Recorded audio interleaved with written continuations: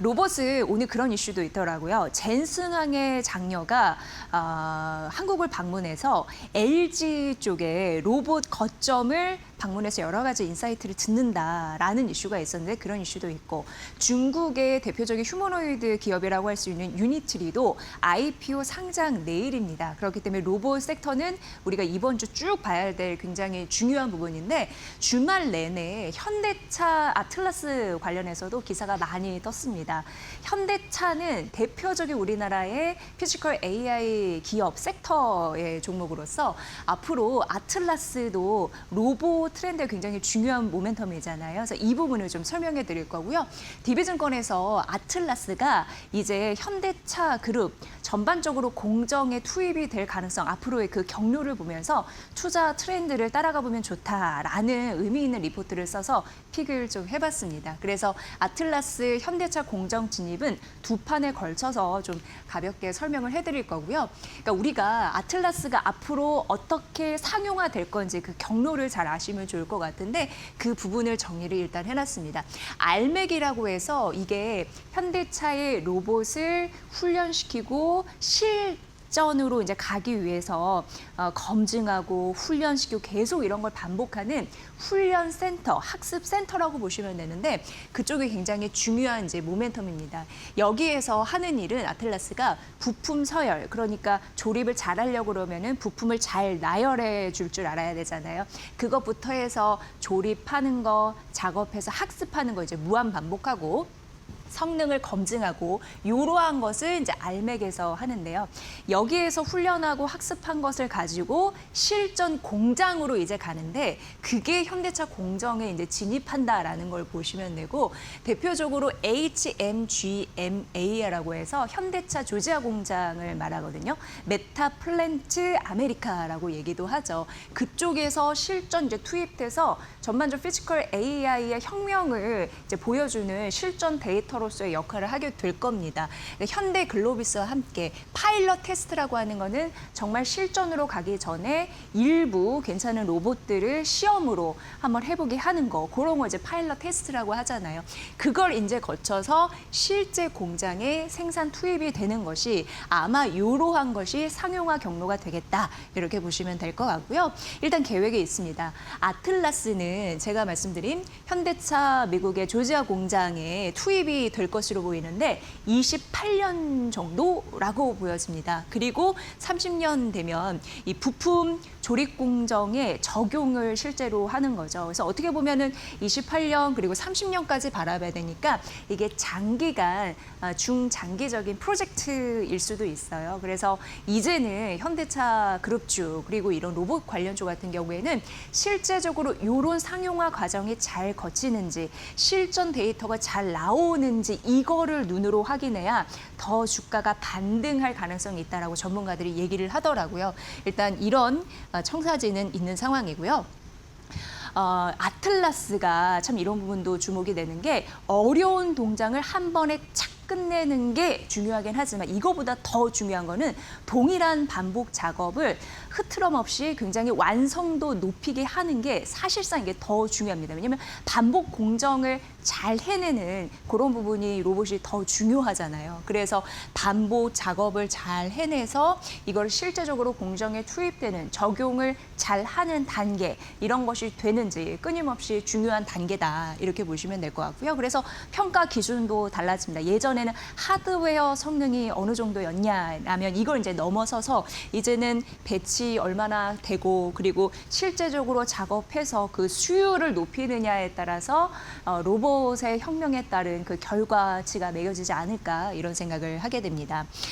성능도 중요하지만 이제는 멈추지 않고 지속적으로 반복된 작업을 얼마나 훌륭하게 결과값을 도출해내느냐 이게 중요하다라고 말씀을 드렸는데 캡티브 경쟁력 있습니다. 왜냐하면 사실 글로벌 생산 거점도 있고 이것을 로봇을 학습 훈련시켜서 실전으로 배치하는 그런 공장, 훈련 센터도 있고 이러한 것을 갖춘 그런 기업들이 글로벌리 몇 개 되지 않습니다. 그런데 현대차 그룹은 이게 가능한 거거든요.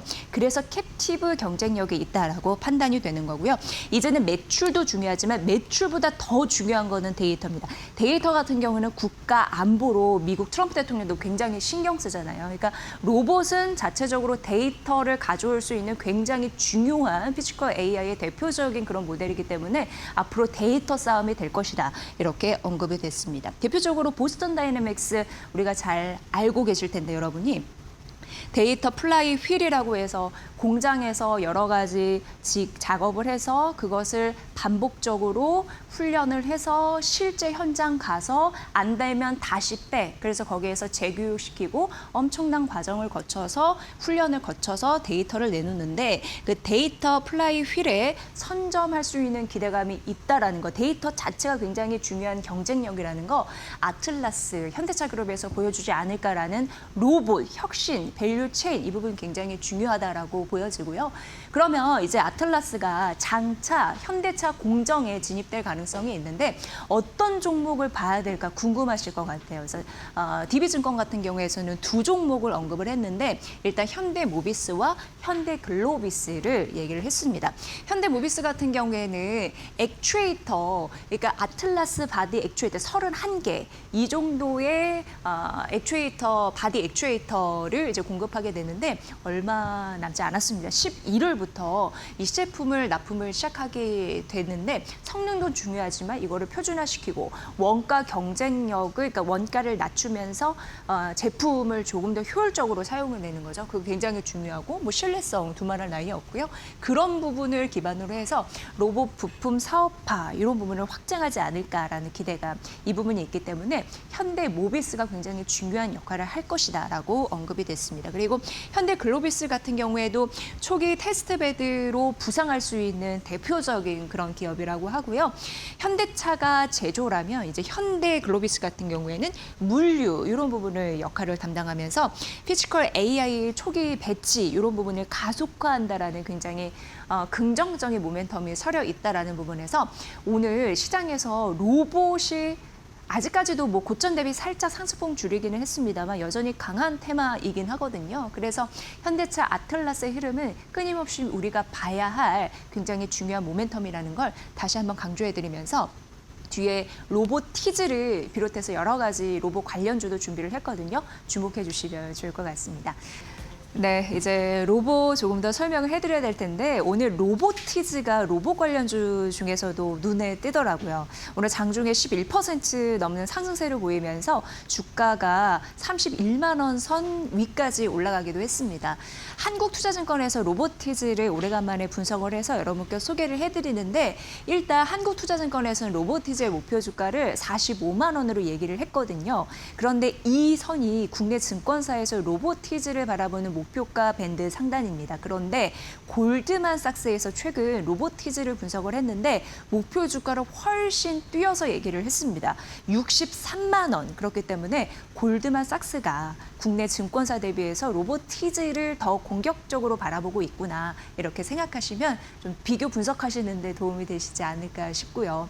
로보티즈 같은 경우에는 뭐 앞서서 말씀드렸지만 뭐 젠슨 황 장녀가 LG가의 로봇 거점을 좀 방문한다라는 이슈가 있었는데 그런 흐름에서 로봇을 봤을 때 로보티즈가 유명한 이유는 액추에이터, 그러니까 로봇에는 관절 역할을 하는 게 굉장히 중요하잖아요. 이것을 유연하고 정확하게 해야지 뭔가에 작동을 하면서 결과값을 잘 도출해낼 수 있기 때문에 그 관절 역할을 하는 걸 굉장히 중요한데 로보티즈가 역시 액추에이터에서 선방을 날린 것으로 보여서 이게 실적에서도 고스란히 드러나거든요. 그래서 오늘 더 기대감에 뛰고 있지 않나라는 생각을 했습니다.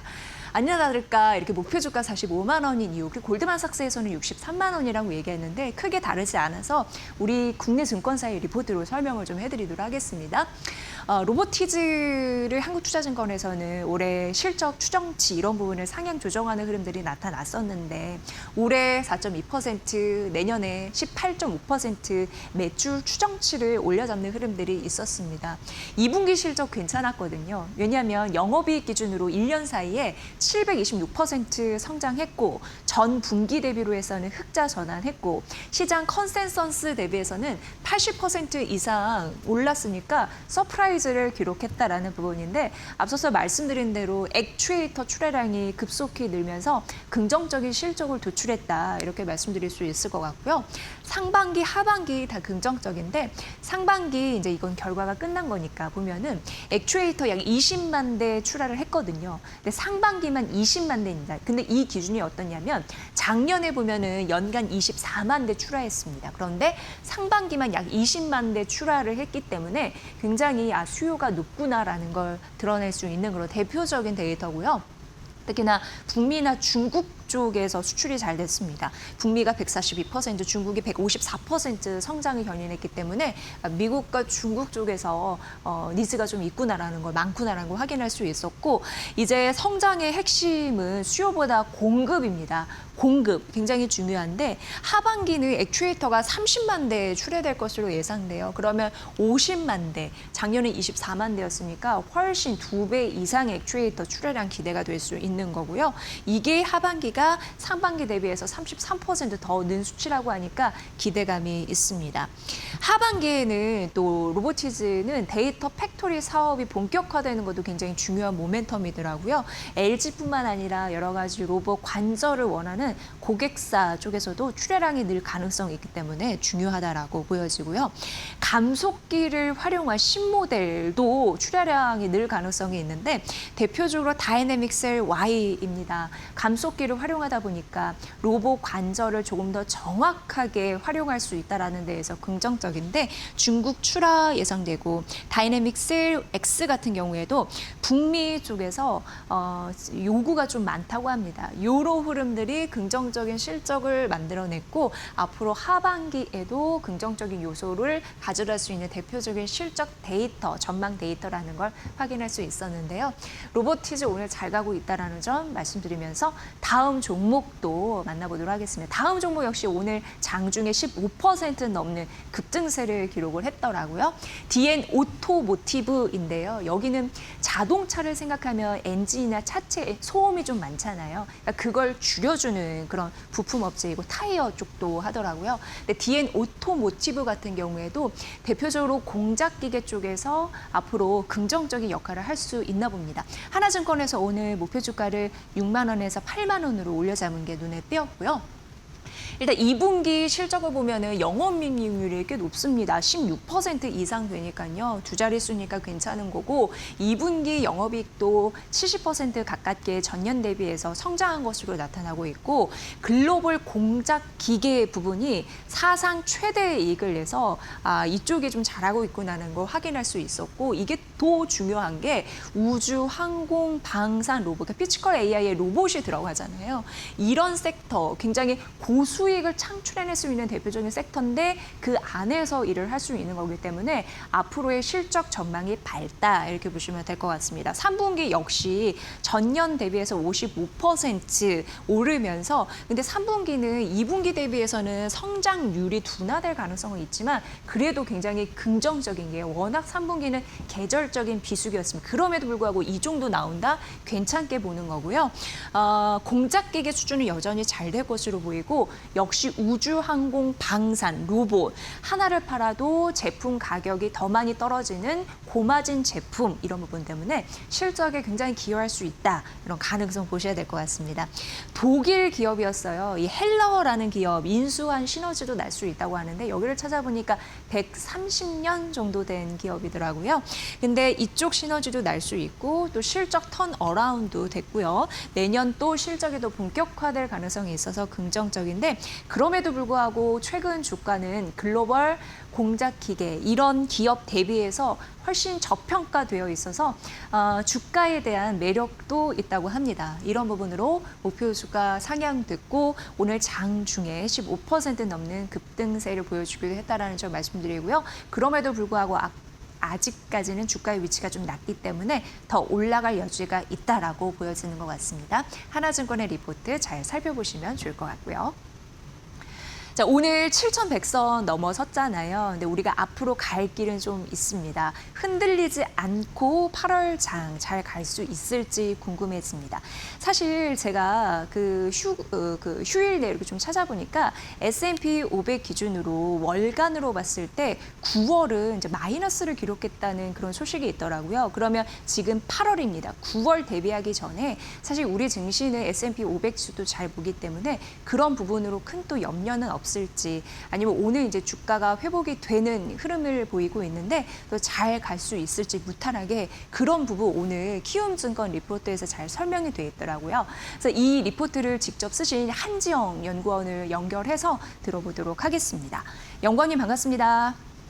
네, 안녕하십니까. 키움증권 한지영입니다. 네, 오늘 지수가 7,100선 위에서 좀 올라가는 흐름들을 보여줬습니다. 이제는 흔들리지 않고 바닥 찍고 지속적으로 올라갈지 굉장히 궁금한데 리포트 잘 봤거든요. 좀 설명 직접 부탁드리겠습니다.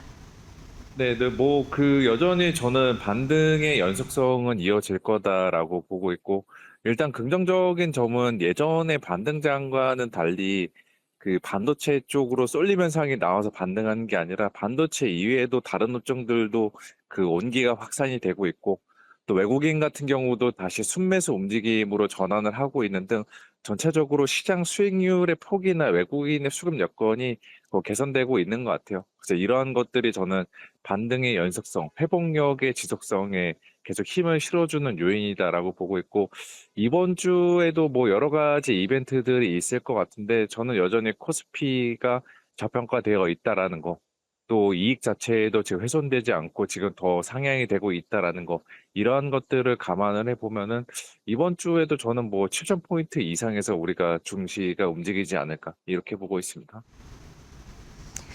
네, 이번 주 흔들림 없이 좀 편안한 증시가 됐으면 하는 바람인데 반도체 강한 상황에서 반도체 이외의 업종에 좀 잘 버텨준다면 좋은 결과가 나오지 않을까 싶고요.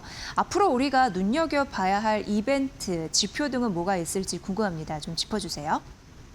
네, 뭐 이번 주 사실 뭐 중요한 이벤트는 그렇게 많지는 않아요. 뭐 2선급 이벤트라고 보시면 될 것 같은데 7월 FMC 의사록이라던가 또 한국의 8월 20일까지 수출, 이러한 것들이 그나마 좀 지켜볼 만한 메인 이벤트 같습니다. 그래서 대형 이벤트가 조금 부재하다 보니까 이건 이제 주 중반부터는 뭔가 재료가 없다, 이런 식으로 차익 실현 물량이 출회될 가능성이 있긴 있는데, 어디까지나 그냥 그 말 그대로 차익 실현, 속도 조절의 성격이지 반등은 이제 끝났다, 이제 또 다시 우리는 뭐 박스권에 대비해야 한다, 이런 식으로 볼 필요는 없다라고 좀 생각을 하고 있습니다. 네, 오늘 증시 전망, 이번 주 전망, 재료 잘 알려주셨습니다. 저희가 잘 참고해 보도록 하겠습니다. 고맙습니다. 네, 감사합니다. 네, 키움증권의 한지영 연구원의 리포트와 그리고 내용 직접 들어봤습니다. 자, 머니코드 이어갈게요.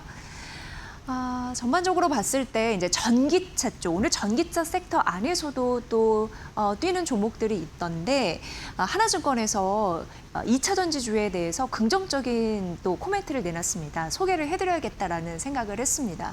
놀던 전기차 공장이 황금 공장으로 변신하고 있다라는 얘기입니다. 그럼 어떤 일을 하고 있다라고 하는 건데 힌트는 ESS가 될 것 같고요. 좀 말씀을 드릴게요. 사실 이제 한국과 미국이 전기차 쪽 합작 공장 이런 부분을 많이 좀 만들어냈습니다. 대표적으로 2019년부터 생각이 돼요. LG가 GM과 합작 흑사를 좀 만들어내기도 했고, 그러면서 한 3년간 굉장히 많이 설립이 됐었던 것 같습니다.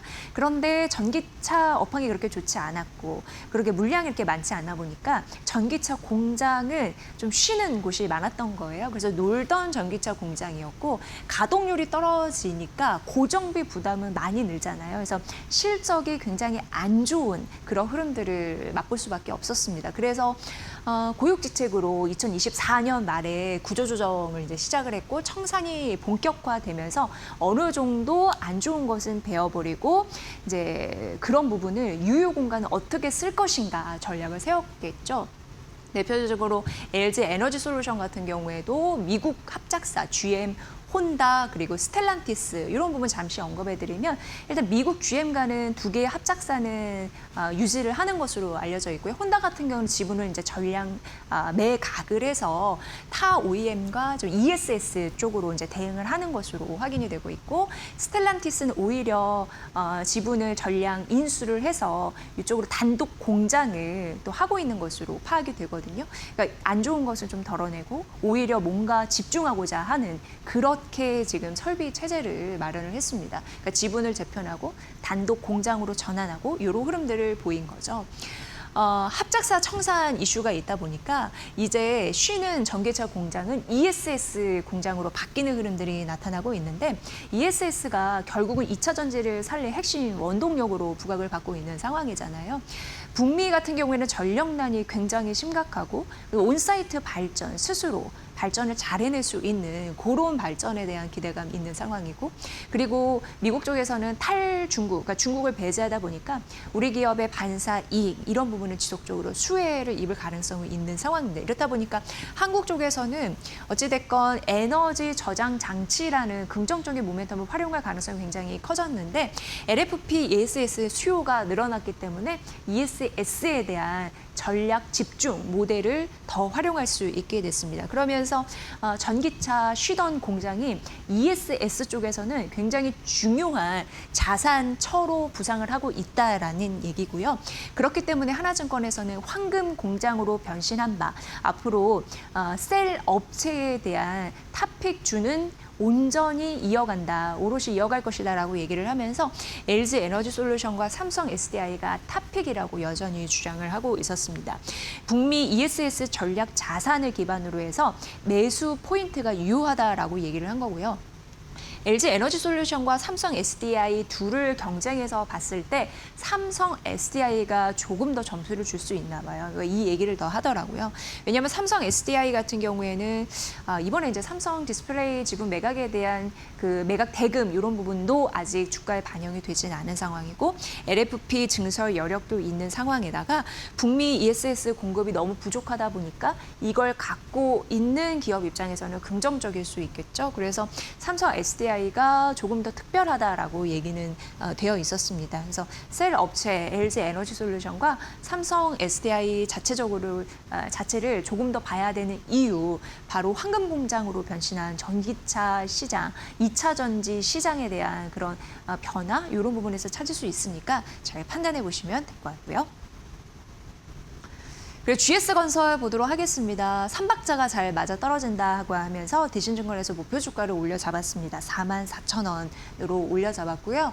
여기에서 최근 눈여겨보게 되는 거는 동해 AI 데이터 센터 이쪽에 대한 모멘텀인데 이걸 수주하고 또 이거에 대한 실적에 대한 그런 데이터 있잖아요. 근데 그게 아직 주가에 미반영되어 있어서 앞으로 동해 IIDC 수주에 대한 가시성 그리고 여러 가지 이쪽에서 나오는 이슈 이런 부분이 실제화된다면 실적 추정치 상향 조정돼야 마땅하다라는 얘기를 했습니다. 그리고 이제 GS건설이 삼박자라는 건 그러니까 첫 번째 데이터 센터가 있겠고요. 두 번째는 주택이고 마지막으로 이제 원전 모멘텀입니다. 그러니까 이런 세 박자가 있다 보니까 잘 맞아 떨어지다 보니까 앞으로 오를 가능성이 있다라고 판단을 했습니다. 첫 번째 이제 데이터 센터부터 말씀드리면 자이 CNA라고 해서 여기는 이제 첨단 산업을 짓는 그런 건설사 자회사라고 보시면 되는데요. 이걸 포함해서 데이터 센터 20건 그리고 700메가와트 레퍼런스를 확보를 하고 있습니다. 이건 어떻게 보면은 국내 최대 규모라고 할 수 있겠는데요.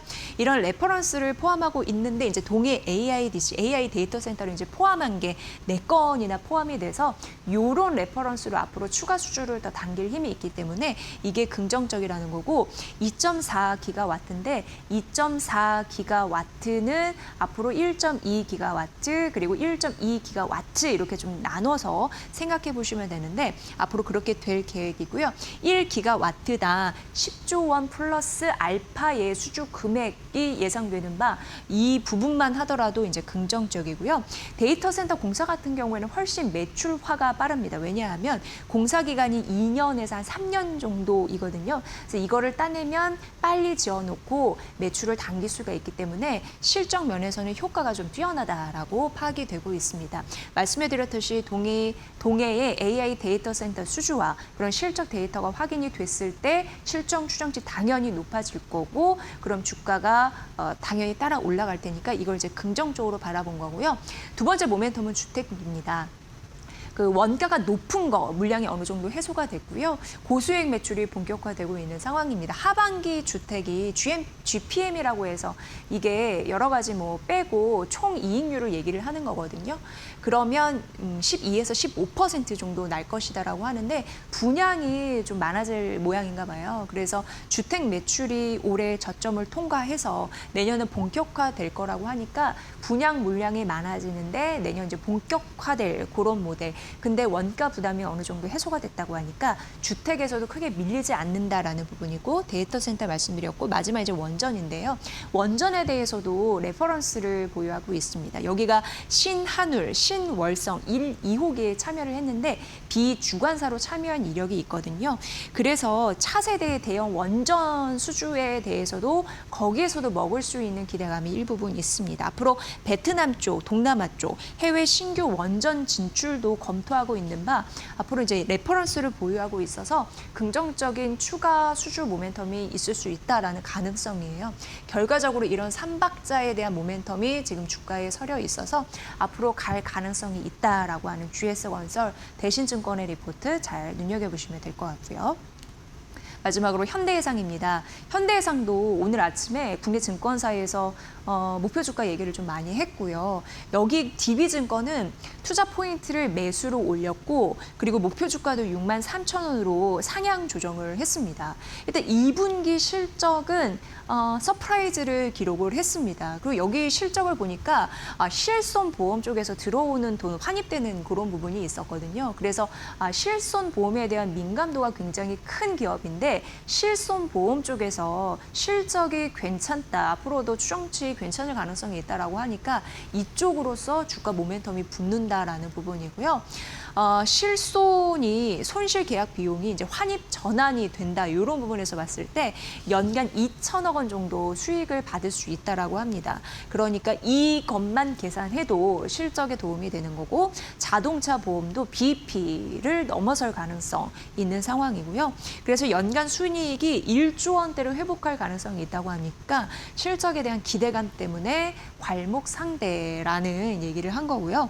올해 배당은 제한적일 수 있지만 내년 결산 배당도 가능할 전망이라고 하니까 고 배당주로서 현대해상을 바라보는 분들은 참고해 보시면 될 것 같고요. 다만 주가 흐름을 봤을 때 자사주 소강만 보더라도 목표가는 앞으로 20% 추가적으로 올라갈 가능성이 있다고 합니다. 주가가 20% 올라갈 룸이 있다고 합니다. 그래서 기대 수익률로 봤을 때는 최고 수준이라고 합니다. 현대해상 앞으로 긍정적인 모멘텀이 있을지 투자 의견과 목표 주가를 둘 다 상향시킨 DB증권의 리포트 잘 참고해 보시면 좋을 것 같습니다.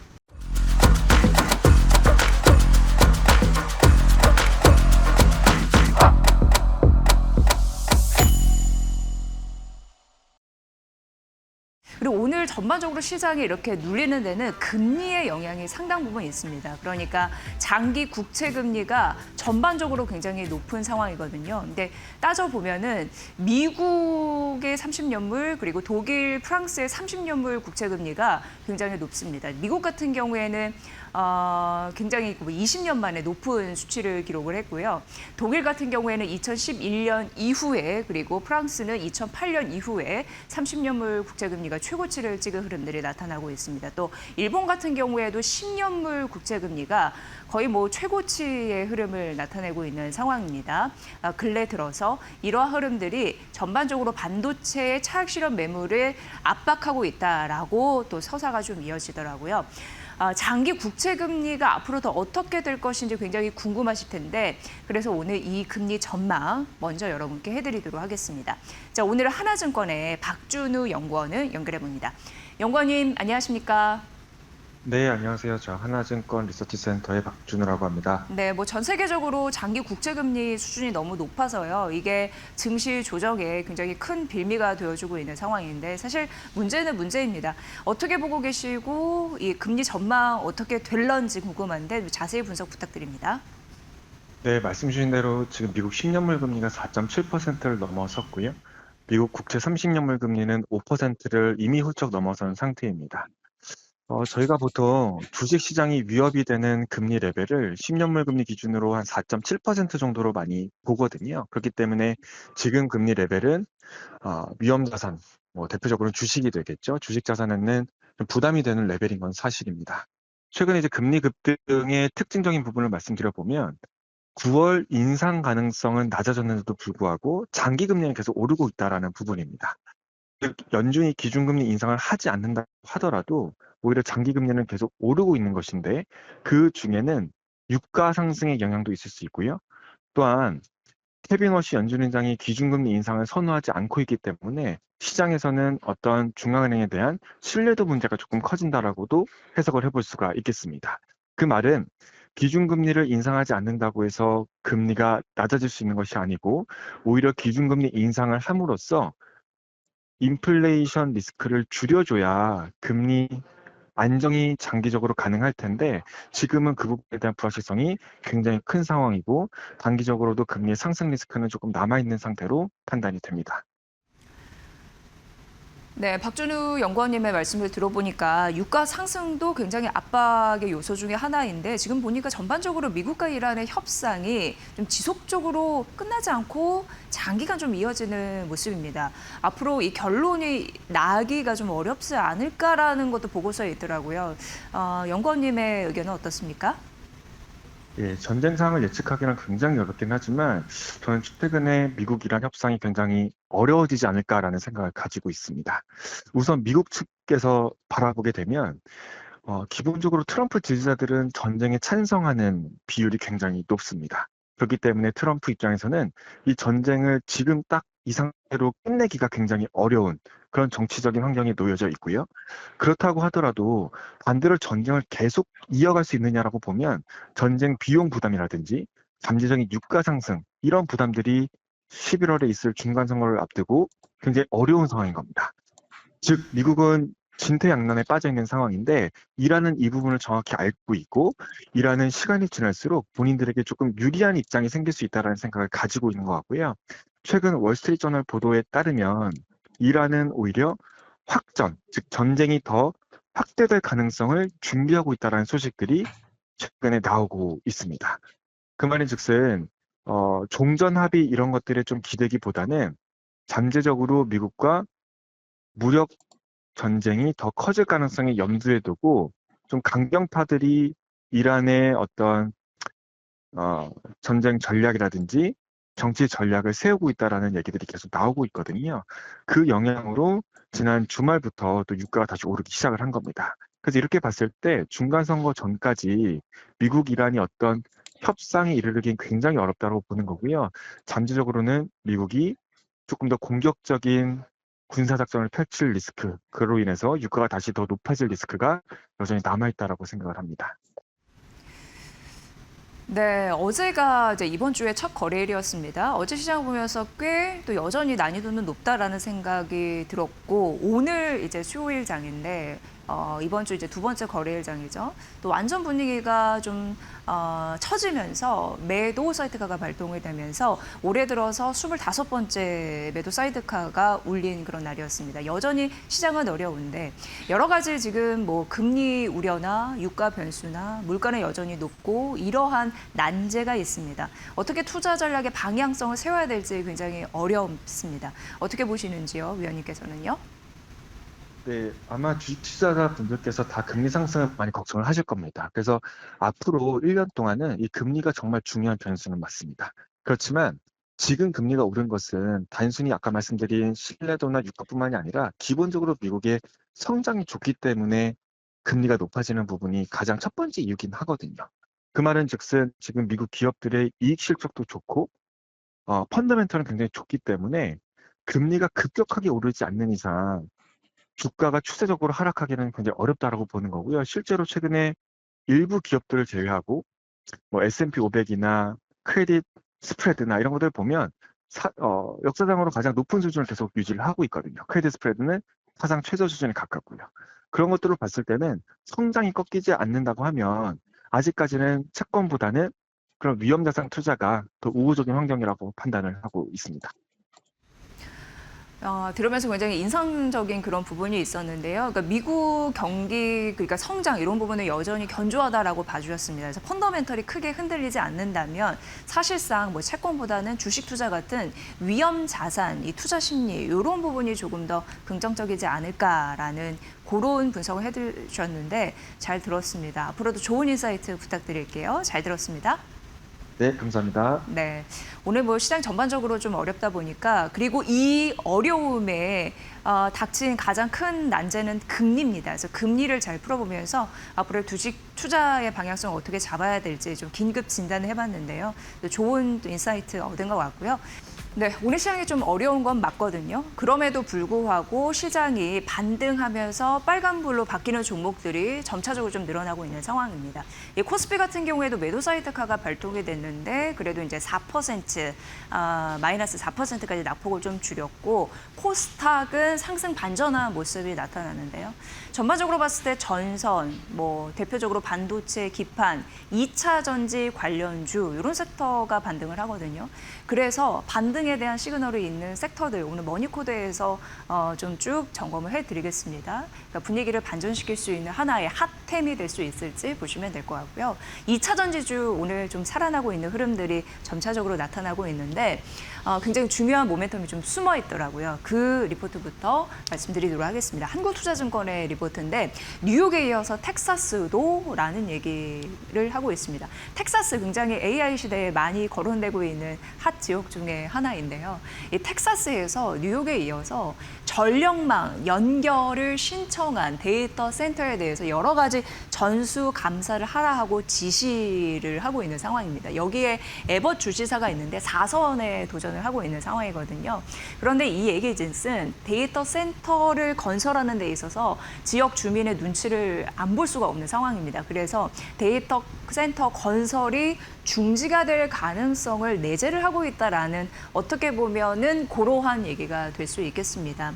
11월 중간 선거 앞두고 지역 주민들 그리고 여러 주의 그런 민심을 확인하면서 지금 가고 있는 그런 모습이 나타나고 있는데 뉴욕에 이어서 텍사스라고 했잖아요. 그런데 뉴욕 같은 경우에는 적어도 이제 최대 1년이라는 모라토리엄을 내재를 했거든요. 그러니까 1년, 최대 1년이라는 기간을 깔고 있음에도 불구하고 텍사스는 어떻게 보면은 미국에서 전반적으로 여러 가지 주 중에 가장 공격적으로 그리고 진취적으로 데이터 센터 건설에 그런 앞장섰던 그런 주였는데 뉴욕보다도 뉴욕은 1년의 모라토리엄을 지시를 했다라고 얘기한다면 텍사스는 그런 것도 없습니다. 뭐 기한도 정하지 않고요. 어쨌든 굉장히 눈치를 보는구나 이렇게 생각하시면 될 것 같은데요. 이게 이제 적정 기준이 있습니다. 물이나 뭐 소음 기준이 있는데 이 기준을 미충족했을 때 전력망 공급을 하지 않습니다. 그렇게 되면은 데이터 센터 건설이 중단이 되는 거고요. 이제 감사 걸쳐서 이제 이어지는 그런 상황인데, 그러니까 전반적으로 여러 가지 사업에 난항이 걸릴 수 있는 그런 이슈가 되겠다라고 보시면 될 것 같고요. 구글이나 메타, 오라클, 오픈 AI 같은 기업들 15개 회사도 뭐 이런 감사 기준을 따르겠다라고 선언을 했습니다. 벌써 뭐 한 개의 사업은 중지된 것으로 알려져 있어요. 근데 전반적으로 이런 흐름들이 나타나고는 있는데 현실적인 걸 보자 이렇게 이 한국투자증권에서는 얘기를 하고 있거든요. 왜냐하면 미국 데이터 센터가 이미 지어지고 있고 착공된 이후에 건설이 되고 있다라는 얘기를 하고 있습니다. 이 얘기 뉴스는 수요는 이미 생기고 있다라는 얘기와 별반 다르지 않거든요.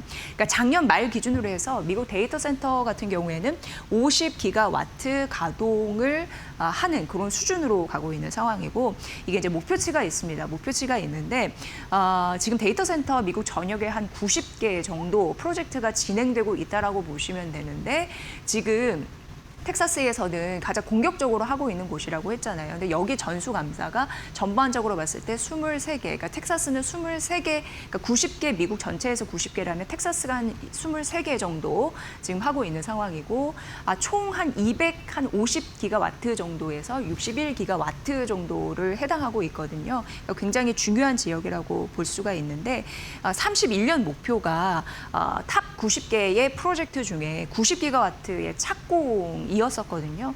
그러니까 이러한 부분에서 여러 가지 기업에서는 자금 조달, 예를 들어서 오늘 같은 경우에도 금리 불안 때문에 증시가 발작 버튼이 눌려진 것과 같이 금리나 여러 가지 회사채 발행하면서 전반적으로 부담이 있었거든요. 그리고 이제 뉴욕이나 텍사스 같은 경우에도 규제 강화하고, 그럼에도 불구하고 이제 목표를 향해서 달려가는 흐름들은 포착이 되고 있다라고 하면서 그 영향은 제한적이다라고 언급을 했습니다. 오히려 대규모 데이터 센터를 건설하려고 하는 니즈는 지속이 될 것이다라고 언급을 하면서 향후 이러면서 이제 투자 포인트를 BES, 배터리 에너지 저장 장치에 뒀더라고요. 이 수요가 결과적으로 받쳐줄 것이기 때문에 이런 리스크 속에서도 하방을 견고하게 다질 수 있는 재료가 될 것이다라는 가능성을 언급을 했습니다. 뒷페이지 만나보면요. 미국 데이터 센터의 배터리 에너지 저장 장치 BES 수요 전망치가 굉장히 높아지고 있는 와중이었습니다. 그런데 단 이 전망치를 따라가려면 착공 규모는 최소 이 정도는 필요하다라는 언급은 좀 있었습니다. 물론 11월 앞서서 말씀드린 대로 중간 선거 여러 가지 민심을 확인해야 되고 눈치 보기 작전은 있겠지만 트럼프 대통령은 뉴욕이나 텍사스 쪽에서 이렇게 브레이크를 거는 데에서 굉장히 못마땅한 눈치거든요. 당연히 그럴 수밖에 없겠죠. 왜냐하면 트럼프 입장에서는 AI 쪽 이런 부분을 또 가속화해야 되는 그런 짐이 있기 때문에.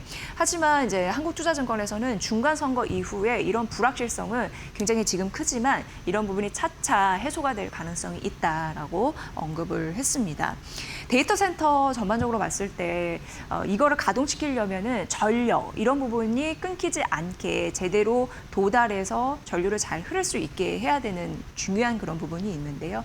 그렇기 때문에 오히려 어쨌든 이런 불확실성이나 잡음이 있더라도 신재생 에너지나 에너지 저장 장치에 대한 수요는 날이면 날마다 늘 가능성이 있다라고 언급을 했습니다. 결과적으로 하반기에 우리에게는 나쁜 재료는 아닌 것 같습니다. 왜냐하면 LG 에너지 솔루션이나 삼성 SDI 2차 전지 관련주에서 지속적으로 탑픽으로 꼽히는 모습이 최근 국내 증권사에서도 포착이 되고 있는 상황인데, 한국투자증권에서는 LG 에너지 솔루션과 삼성 SDI가 결국 하반기에 수주를 따낼 가능성을 굉장히 높게 바라보더라고요. 그래서 긍정적인 모멘텀은 결국 이 탑픽 안에 있다라고 언급을 했습니다. 결과적으로 데이터 센터 반대하는 그런 주 민심 있더라도 결국 데이터 센터는 착공돼서 건설이 되고 있고, 그 수요는 결국 배터리 에너지 저장 장치 하방을 견고하게 다질 가능성이 있고, 에너지 저장 장치뿐만 아니라 신재생 에너지에 대한 니즈가 있기 때문에 결과적으로 셀 업체들 흔들리지 않는 편안함을 가져갈 가능성이 있다라는 이 리포트, 여러분들 그 서사를 잘 기억해 보시면 도움이 되실 것 같습니다. 네, 오늘 이수페타시스 이런 장에서도 뚫고 올라갑니다. 한 6% 상승세 보여주고 있는 상황인데요. 메리츠증권에서 사실 이제 국내 증권사에서 이수페타시스 많이 분석을 했는데 메리츠증권을 좀 꼽아봤고요. 16만 원 목표 주가를 흔들지 않고 가져갔습니다. 오늘 특히 좀 오늘 장에서 유난히 좀 돋보이고 있는 그런 종목이라고 할 수 있겠고요. 여기서 보니까 이제 목표 주가에 대한 근거는 올해와 내년 그 실적 이런 부분의 실적 추정치를 상향 조정했기 때문이고요. 3분기부터 2단계 캐파 증설 이제 마무리 단계에 들어갑니다. 그렇게 따지면 이제 본사 2분기 실적 같은 경우에도 굉장히 1분기 대비해서 개선된 그런 실적 데이터가 본사 실적이 전사 실적을 좀 이끈 흐름들이 있거든요. 이게 굉장히 중요한 포인트인데, 본사의 월 캐파가 지속적으로 느는 흐름들이 나타나고 있거든요. 그러니까 월 1,200억 원이었는데 월 내년 2분기 되면요, 1,500억 원으로 늘 가능성이 있습니다. 이것도 이제 공장 추가 투자 이어지는 거고요. 그리고 다음 2028년 2년 뒤면은 월 1,800억 원으로 늘어나는 흐름들이 있는데, 이러한 흐름들이 긍정적이다라고 언급이 되고 있는 상황이고요.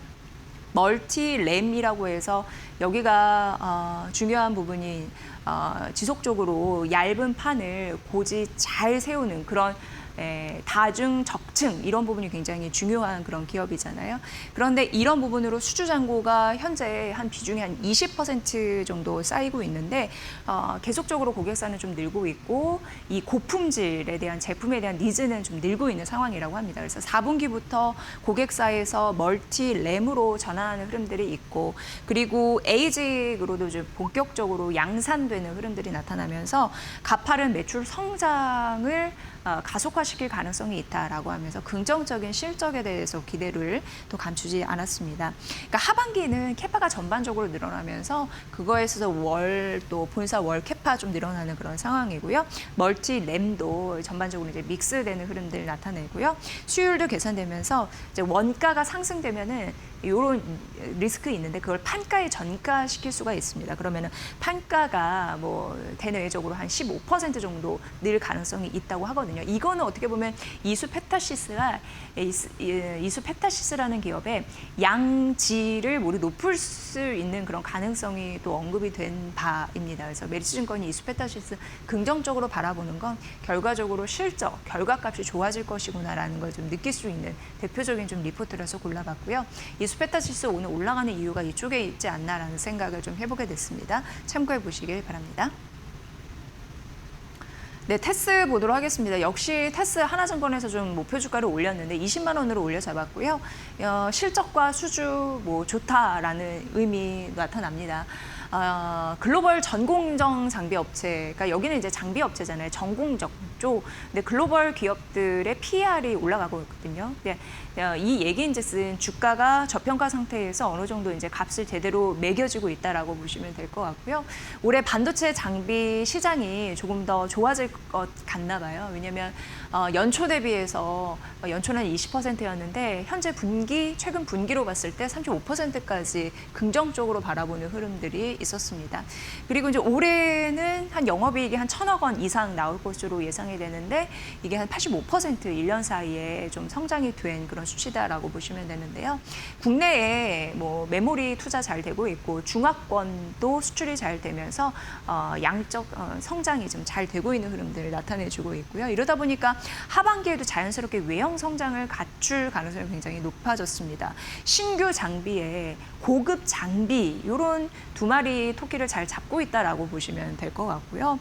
고객들도 디램으로 뭐 신규 장비나 아니면 이제 전환 투자하면서 긍정적인 흐름들이 나타나고 있는데 2분기 매출의 추정치 같은 경우에는 한 9% 오를 것으로 보이는데 영업이익은 한 6% 정도 빠지는 흐름들은 이건 이제 비용 반영이 있었거든요. 근데 2분기는 그렇지만 하반기는 본격적인 외형 성장이 되면서 긍정적인 실적, 이것도 결국 이제 테스도 오늘 같은 경우에는 실적으로 움직이는 대표적인 종목이라고 보시면 됩니다.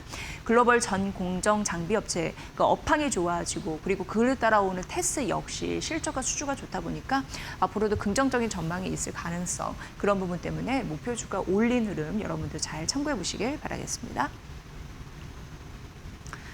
ISC JP모건에서 새롭게 게시를 했습니다. 근데 여기가 왜 의미가 있냐면 유일한 순수 로켓 업체이다 이렇게 보시면 될 것 같고요. 러버 소켓을 대량으로 양산하는 대표적인 기업 되겠습니다. 그래서 JP모건에서 커버리지를 게시하면서 비중 확대 종목으로 제시를 했고 목표 주가 21만 5천 원 제시했으니까 참고해 보시면 될 것 같습니다. 지금 비용 효율 쪽에서도 괜찮고요. 그리고 대형 패키지 이쪽에 좀 강점이 있는 게 이제 투자 포인트다라고 보시면 될 것 같고요. 전반적으로 CPU나 GPU 이런 부분에서 채택률이 높아지기 때문에 자연스럽게 늘 가능성이 있고요. 시장 점유율도 좀 뛰죠. 작년 같은 경우는 11%였는데 이거 올해입니다. 이거 잘못 나왔는데 올해 한 11%인데 이게 이제 2년 뒤에 18%로 는 흐름들이 나타나는데 CPU 수요와 더불어서 GPU 고객 점유율이 높아지다 보니까 이런 흐름들이 시장 점유율로 연결되는 그런 흐름이 나타나고 있습니다. 지금 실적은 성장하잖아요. 근데 주가는 낮다 보니까 저평가 구간이다라고 언급을 하면서 커버리지 게시했으니까 이 부분 좀 참고하시라고 언급해 드렸습니다. 네, 그리고 SPG 로봇 또 오늘 이제 점차적으로 좀 올라가고 있는 흐름이죠. 근데 SPG 같은 경우에는 이제 목표주가 16만 원이고요. 여기 SPG는 굉장히 이제 중요한 모멘텀이 있어요. 뭐냐면 정밀 감속기입니다. 그러니까 로봇이 제대로 작동되고 효율을 높이려면 정밀하게 좀 가야 되는 흐름들이 있는데 효율성을 높이려면 그런 정확한 계산 그런 부분으로 모멘텀이 있다라고 보시면 될 것 같은데 신규 정밀 감속기 개발에 이제 성공을 하면서 어떻게 보면은 실제 양산하는 제품의 탑재가 이제 본격화되고 있는 흐름들이 포착이 되거든요. 그러다 보니까 긍정적인 요것도 이제 결국 이제 실적 단에서 이제 보시면 될 것 같습니다. 정밀 감속기는 사업 부분을 좀 뜯어보면은 기타 매출에 포함이 되거든요. 근데 여기 보시면 한 88억 원 정도 되죠, 매출이. 근데 어떻게 보면은 존재감이 아직까지는 낮다라고 볼 수 있습니다. 하지만 하반기 이제 됐잖아요. 고객사에서 양산을 본격화하면서 3분기 실적을 조금 더 주목할 시점이다라고 언급을 했습니다. 그렇기 때문에 SPG에 대한 또 리포트도 썼겠죠. 앞으로 존재감이 조금 더 확실해질 가능성이 정밀 감속기 이쪽에 있으니까 보시면 될 것 같고요. 여기에 주요 고객사가 여러분 잘 아시는 레인보우 로보틱스입니다. 이제 여기 핵심 고객사이고요. 레인보우 로보틱스의 뭐 4족 보행 로봇이나 아니면 그 외의 제품이나 이런 부분에 이제 정밀 감속기를 이제 공급한다라고 보시면 될 것 같고요. 현대 로템과도 이제 손잡는 흐름들이 나타나고 있는데 4족 보행 로봇 1000대를 생산하거든요. 근데 이쪽이 한 100억 원 정도 내외의 매출을 당길 가능성이 있다고 합니다. 그래서 목표한 그런 수치가 있는데 그걸 넘어설 가능성 긍정적으로 좀 답변을 한 것 같습니다. 레인보우 로보틱스 외에 고객사가 좀 다변화되는 흐름들이 있거든요. 그래서 이러한 정밀 감속기 이런 부분이 양산이 확대가 됐을 때 공급 양도 늘어날 가능성이 있는 상황이고요. 대표적으로 최근이었습니다. LG 사이언스 파크와 액추에이터 공동 개발에 대한 MOU도 체결을 했거든요. 그리고 여기가 중요한 게 이제 사이즈가 여러 가지 좀 다양해지죠. 소형부터 대형까지 라인업 확대 이런 부분 때문에 늘어나는 고객사 실적도 늘어난다라는 데에 초점을 맞추면서 보시면 될 것 같습니다. 어쨌든 피지컬 AI 시대의 대표적인 건 이제 로봇이고 거기에 장착되는 여러 가지 부품이나 뭐 여러 가지 전력들 이런 부분이 굉장히 주요 포인트니까 잘 참고해 보시길 바랄게요. 현대건설 보도록 하겠습니다. 현대건설 4세대 SMR 수주 기대감이 있다라는 리포트 하나증권에서 언급을 했는데요. 미국의 이제 대형 원전 쪽, 테라파워 쪽 이런 부분과 함께 나트륨 원전 EPC에 참여한다라는 부분인데 이게 좀 의미가 있는 게 원래 하려고 하는 업체가 있었어요. 근데 그거를 제외하고 그거를 제치고 대체가 되면서 원전 EPC 설계, 조달, 시공 이쪽을 참여를 한다는 데서 굉장히 의미를 부여를 하더라고요. 그래서 이제 사업비는 약 40억 달러 정도 이제 조달이 되는 거고 내년 정도 EPC 계약을 하는 것이 이제 목표다 이렇게 보시면 될 것 같습니다. 30년에 시운전을 해서 그 다음 연도에 차기 연도에 상업 운전을 하는 게 이제 목표이고요. 이렇게 되면 앞으로도 미국 원전의 수주에 대한 사업을 조금 더 성과를 가시화하는 그런 대표적인 사례이기 때문에 긍정적이다라고 보여집니다. 메타와 연계된 그런 부분도 있는데 여러 가지 여기는 이제 레퍼런스 확보에 굉장히 유의미한 성과를 이제 거두고 있는 대표적인 기업이잖아요. 그래서 최대 8기 EPC 독점 시공권을 확보한 바가 있고 미국 3.5세대 홀텍 그리고 4세 테라파워 SMR 이런 부분도 시공 기회를 확보한 그런 레퍼런스를 확보하고 있습니다. 하반기 역시 모멘텀은 데이터 센터라고 언급이 되거든요. 어제도 머니코드에서 동해 AI 데이터 센터에 대한 관련주들을 정리해드린 바가 있는데 참고해 보시면 연관성 확인해 보실 수가 있고요. 대표적으로 그렇기 때문에 좀 탑픽은 현대건설은 4세대 SMR 수주 기대감 때문에 모멘텀이 있고 그 외에 데이터 센터 관련해서는 GS건설 언급이 됐습니다. 하나증권에서 이게 이제 탑픽이라고 보시면 되고 차 선호주는 DLENC인데요. DLENC 같은 경우에도 데이터 센터 관련해서 2조 원대 수주 기대감이 서려 있잖아요. 관련주도 이렇게 묶여 있다라는 참고 사항으로 넣어드렸으니까 전략 생각해 보시면 될 것 같습니다. 네, 뭐 정부가 돌아왔다 투자는 이런 얘기인데 대표적으로 그러니까 정리해서 말씀드리면 실물 자산 가능성, 실물 자산에 투자하면 유리하다라는 언급이 있었습니다.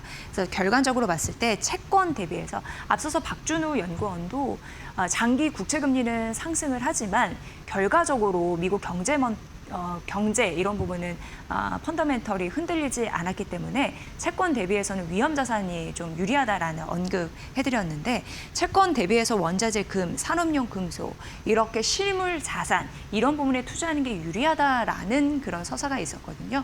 여러분도 참고해 보시면 될 것 같고요. 지금 IT뿐만 아니라 전통 제조업 사이클 동시에 올라가 있는 사이클이다라고 언급한 게 메인 포인트였습니다. 그러면서 실물 자산 잘 투자를 해야 될 때다라고 언급한 리포트여서 좀 찝어봤고요. 금융 대비해서 실물 자산이라고 언급한 리포트였기 때문에 이런 부분도 참고해 보시면 될 것 같습니다. 어쨌든 정부 주도로 투자하는 패턴이 확실히 좀 달라졌거든요.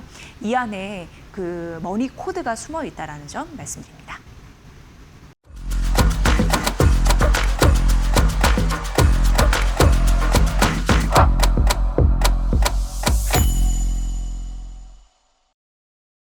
첫 번째 굉장히 중요한 이슈는 SK 하이닉스라고 할 수가 있겠는데요. 반도체 투심을 살릴 중요한 공시가 나왔는데 오늘 유진투자증권 손인준 연구원을 연결해서 앞으로 반도체 전략까지 투자 전략에 대한 이슈 점검을 해드리도록 하겠습니다. 연결해 보도록 하겠습니다.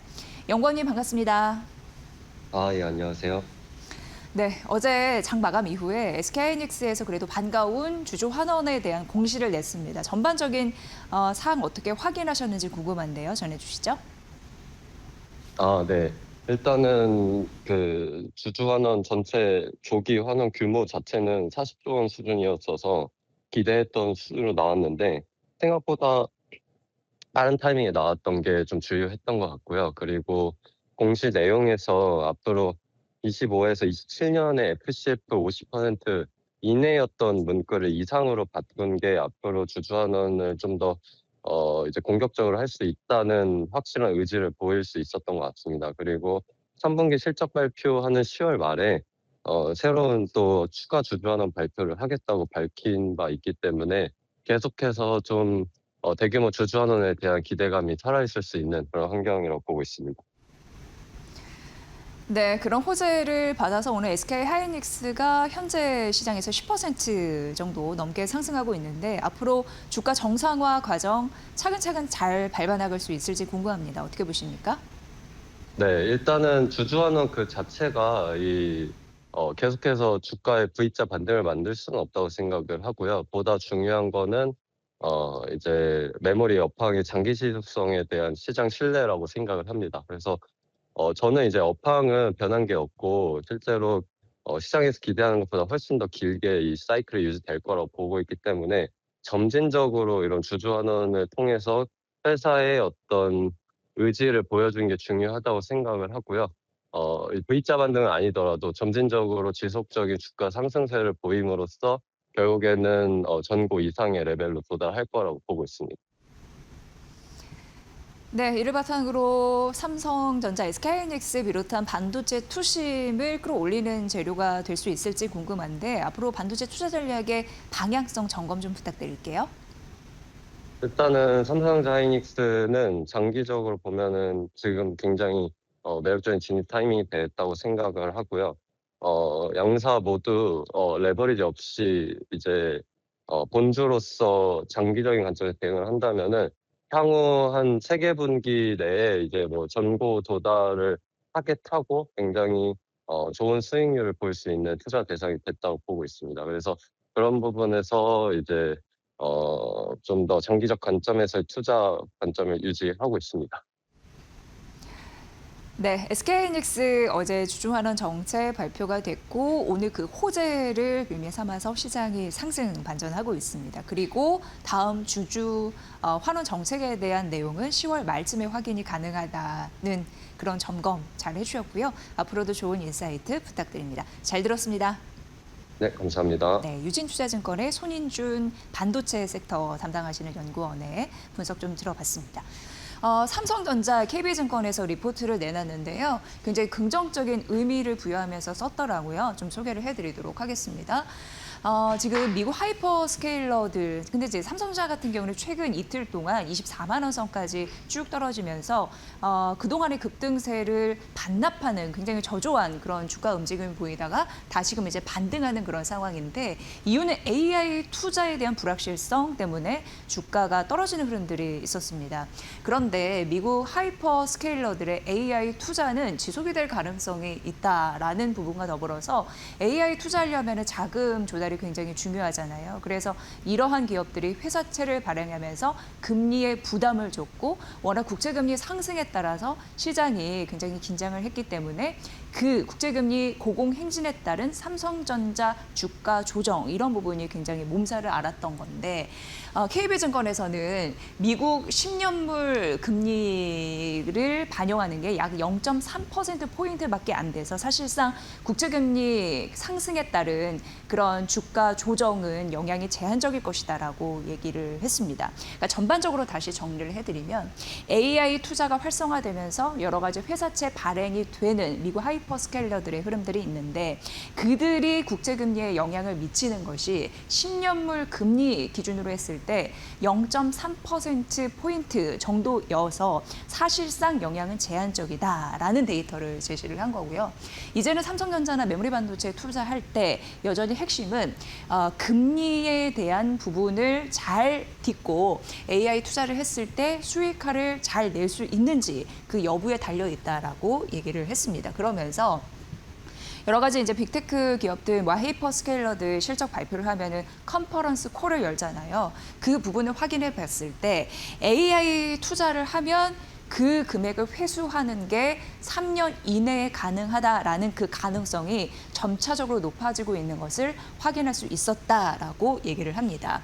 특히 하이퍼스케일러들의 클라우드도 마찬가지입니다. 이 캐파가 28년까지 사실상 예약이 꽉 찬 상태로 완판 상태이다라는 얘기도 놓치지 않았습니다.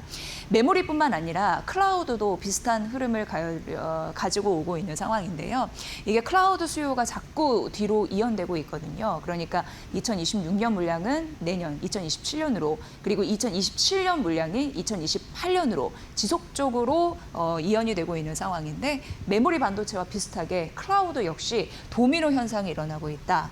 이건 이제 메모리 업체의 이제 긍정적인 겁니다. 그런 흐름으로 가고 있는 상황입니다. 삼성전자가 과거에 보면은 40% 이상 급락한 이후에 재반등한 흐름들이 나타나고 있거든요. 그러니까 대표적으로 2008년도가 그랬고 2022년도, 2024년도, 2026년도 최근 있었습니다. 모두 이 네 차례가 40% 이상 급락을 했었습니다. 그런데 그 이후에 한 달, 3개월, 6개월 시차를 두고서는 반등을 한 상황이거든요. 근데 최근에 49% 급락을 했단 말이죠.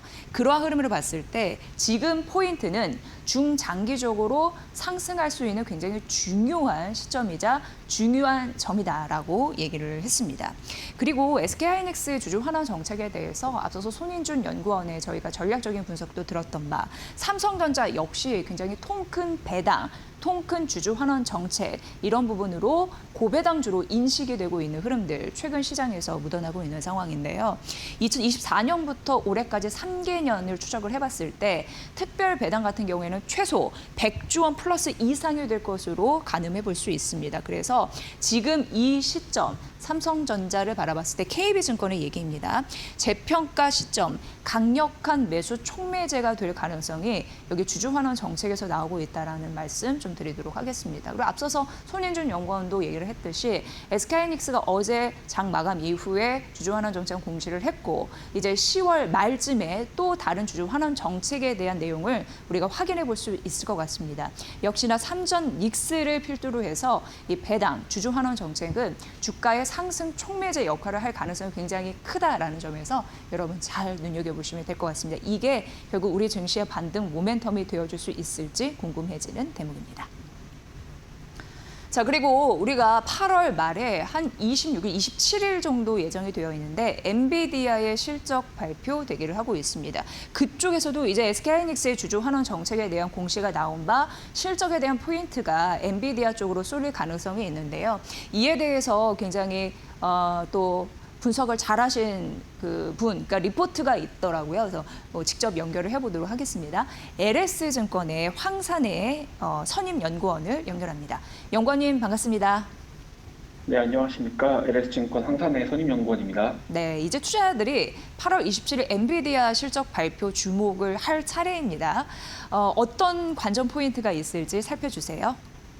네, 아무래도 이번 실적도 언제나처럼 좋은 실적이 예상이 되고 있습니다. 다만 저희가 말씀드리는 부분은 이 실적을 받아들이는 시장 환경이 가장 중요하다고 말씀드리고 있는데, 우리가 그동안 최근 8개 분기 실적에서 7번의 주가 반응이 안 좋았던 그런 환경을 고려한다면은 이번 실적 역시도 주가 반응을 예상하기 위해서 좀 현재의 매크로 환경과 또는 이제 중동의 사태 이런 부분들을 좀 고려해 볼 필요가 있지 않겠나 이렇게 좀 말씀드리는 그런 자료를 작성해 봤고요.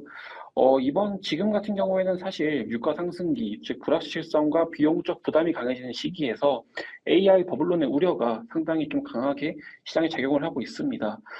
좀 유가 상승기에서 특징이 뭐냐면은 빅테크들의 또는 이제 테크 기업들의 CDS 부담이 증시에 반영이 되면서 전반적인 AI 버블론과 시장이 동조화되는 흐름이 보였었거든요.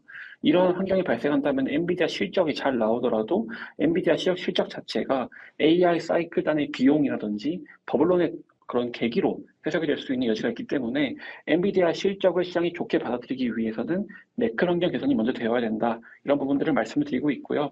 두 번째로 말씀드리는 부분들은 엔비디아의 이익이 향하는 곳이 향후에 좀 넥스트 테마를 좀 시사할 수 있지 않을까 이렇게 말씀을 드리고 있는데, 엔비디아 같은 경우에는 아무래도 순환 금융의 중심이다 보니까 엔비디아 관련된 생태계의 확장성이 엔비디아가 벌어들이는 이득에 상당히 좀 동조화되어 있는 부분들이 있습니다. 즉 엔비디아의 이익이 이런 엔비디아 생태계의 지속 가능성과 연결이 되면서 우리가 빅테크들의 캐펙스가 반도체 호재인 것처럼 엔비디아 이익과 엔비디아의 투자 금액이 생태계 전반에 지속 가능성을 증명을 하게 되는 부분들을 주목해 볼 필요가 있다. 이렇게 말씀드릴 수 있을 것 같습니다. 네, 그럼 연구원님, 앞으로 스포트라이트는 어느 쪽을 향할지 굉장히 궁금해지는데 투자 전략 포인트도 함께 짚어주세요. 네, 이번 같은 경우에도 아무래도 엔비디아의 자체의 주가보다는 생태계에 대한 그런 반응이 좀 더 좋을 것으로 예상을 하고 있는데요.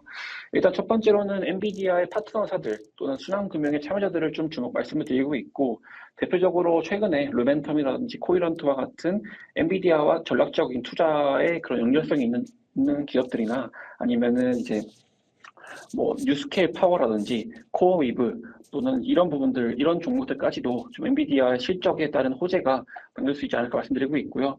국내 같은 경우에는 상당히 좀 넓은 범위의 그런 반응이 나오고 있는데, 특히나 올해 들어서 단연 엔비디아의 실적이 반도체에만 국한되는 것이 아니라 건설, 전력기기 또는 이제 LG그룹과 두산그룹과 같은 공조의 솔루션, 에너지의 솔루션 이런 부분들로 연결이 되기 때문에 전반적인 AI 관련 밸류체인의 확장성과 상당히 연관성이 있다고 말씀드리고 있고, 엔비디아의 실적을 엔비디아에만 보는 것이 아니라 이렇게 AI 생태계의 확장으로서 좀 해석할 필요가 있고, 이 단에서의 투자 아이디어를 좀 주목해 보시는 게 좋지 않을까 이렇게 말씀드리고 있습니다.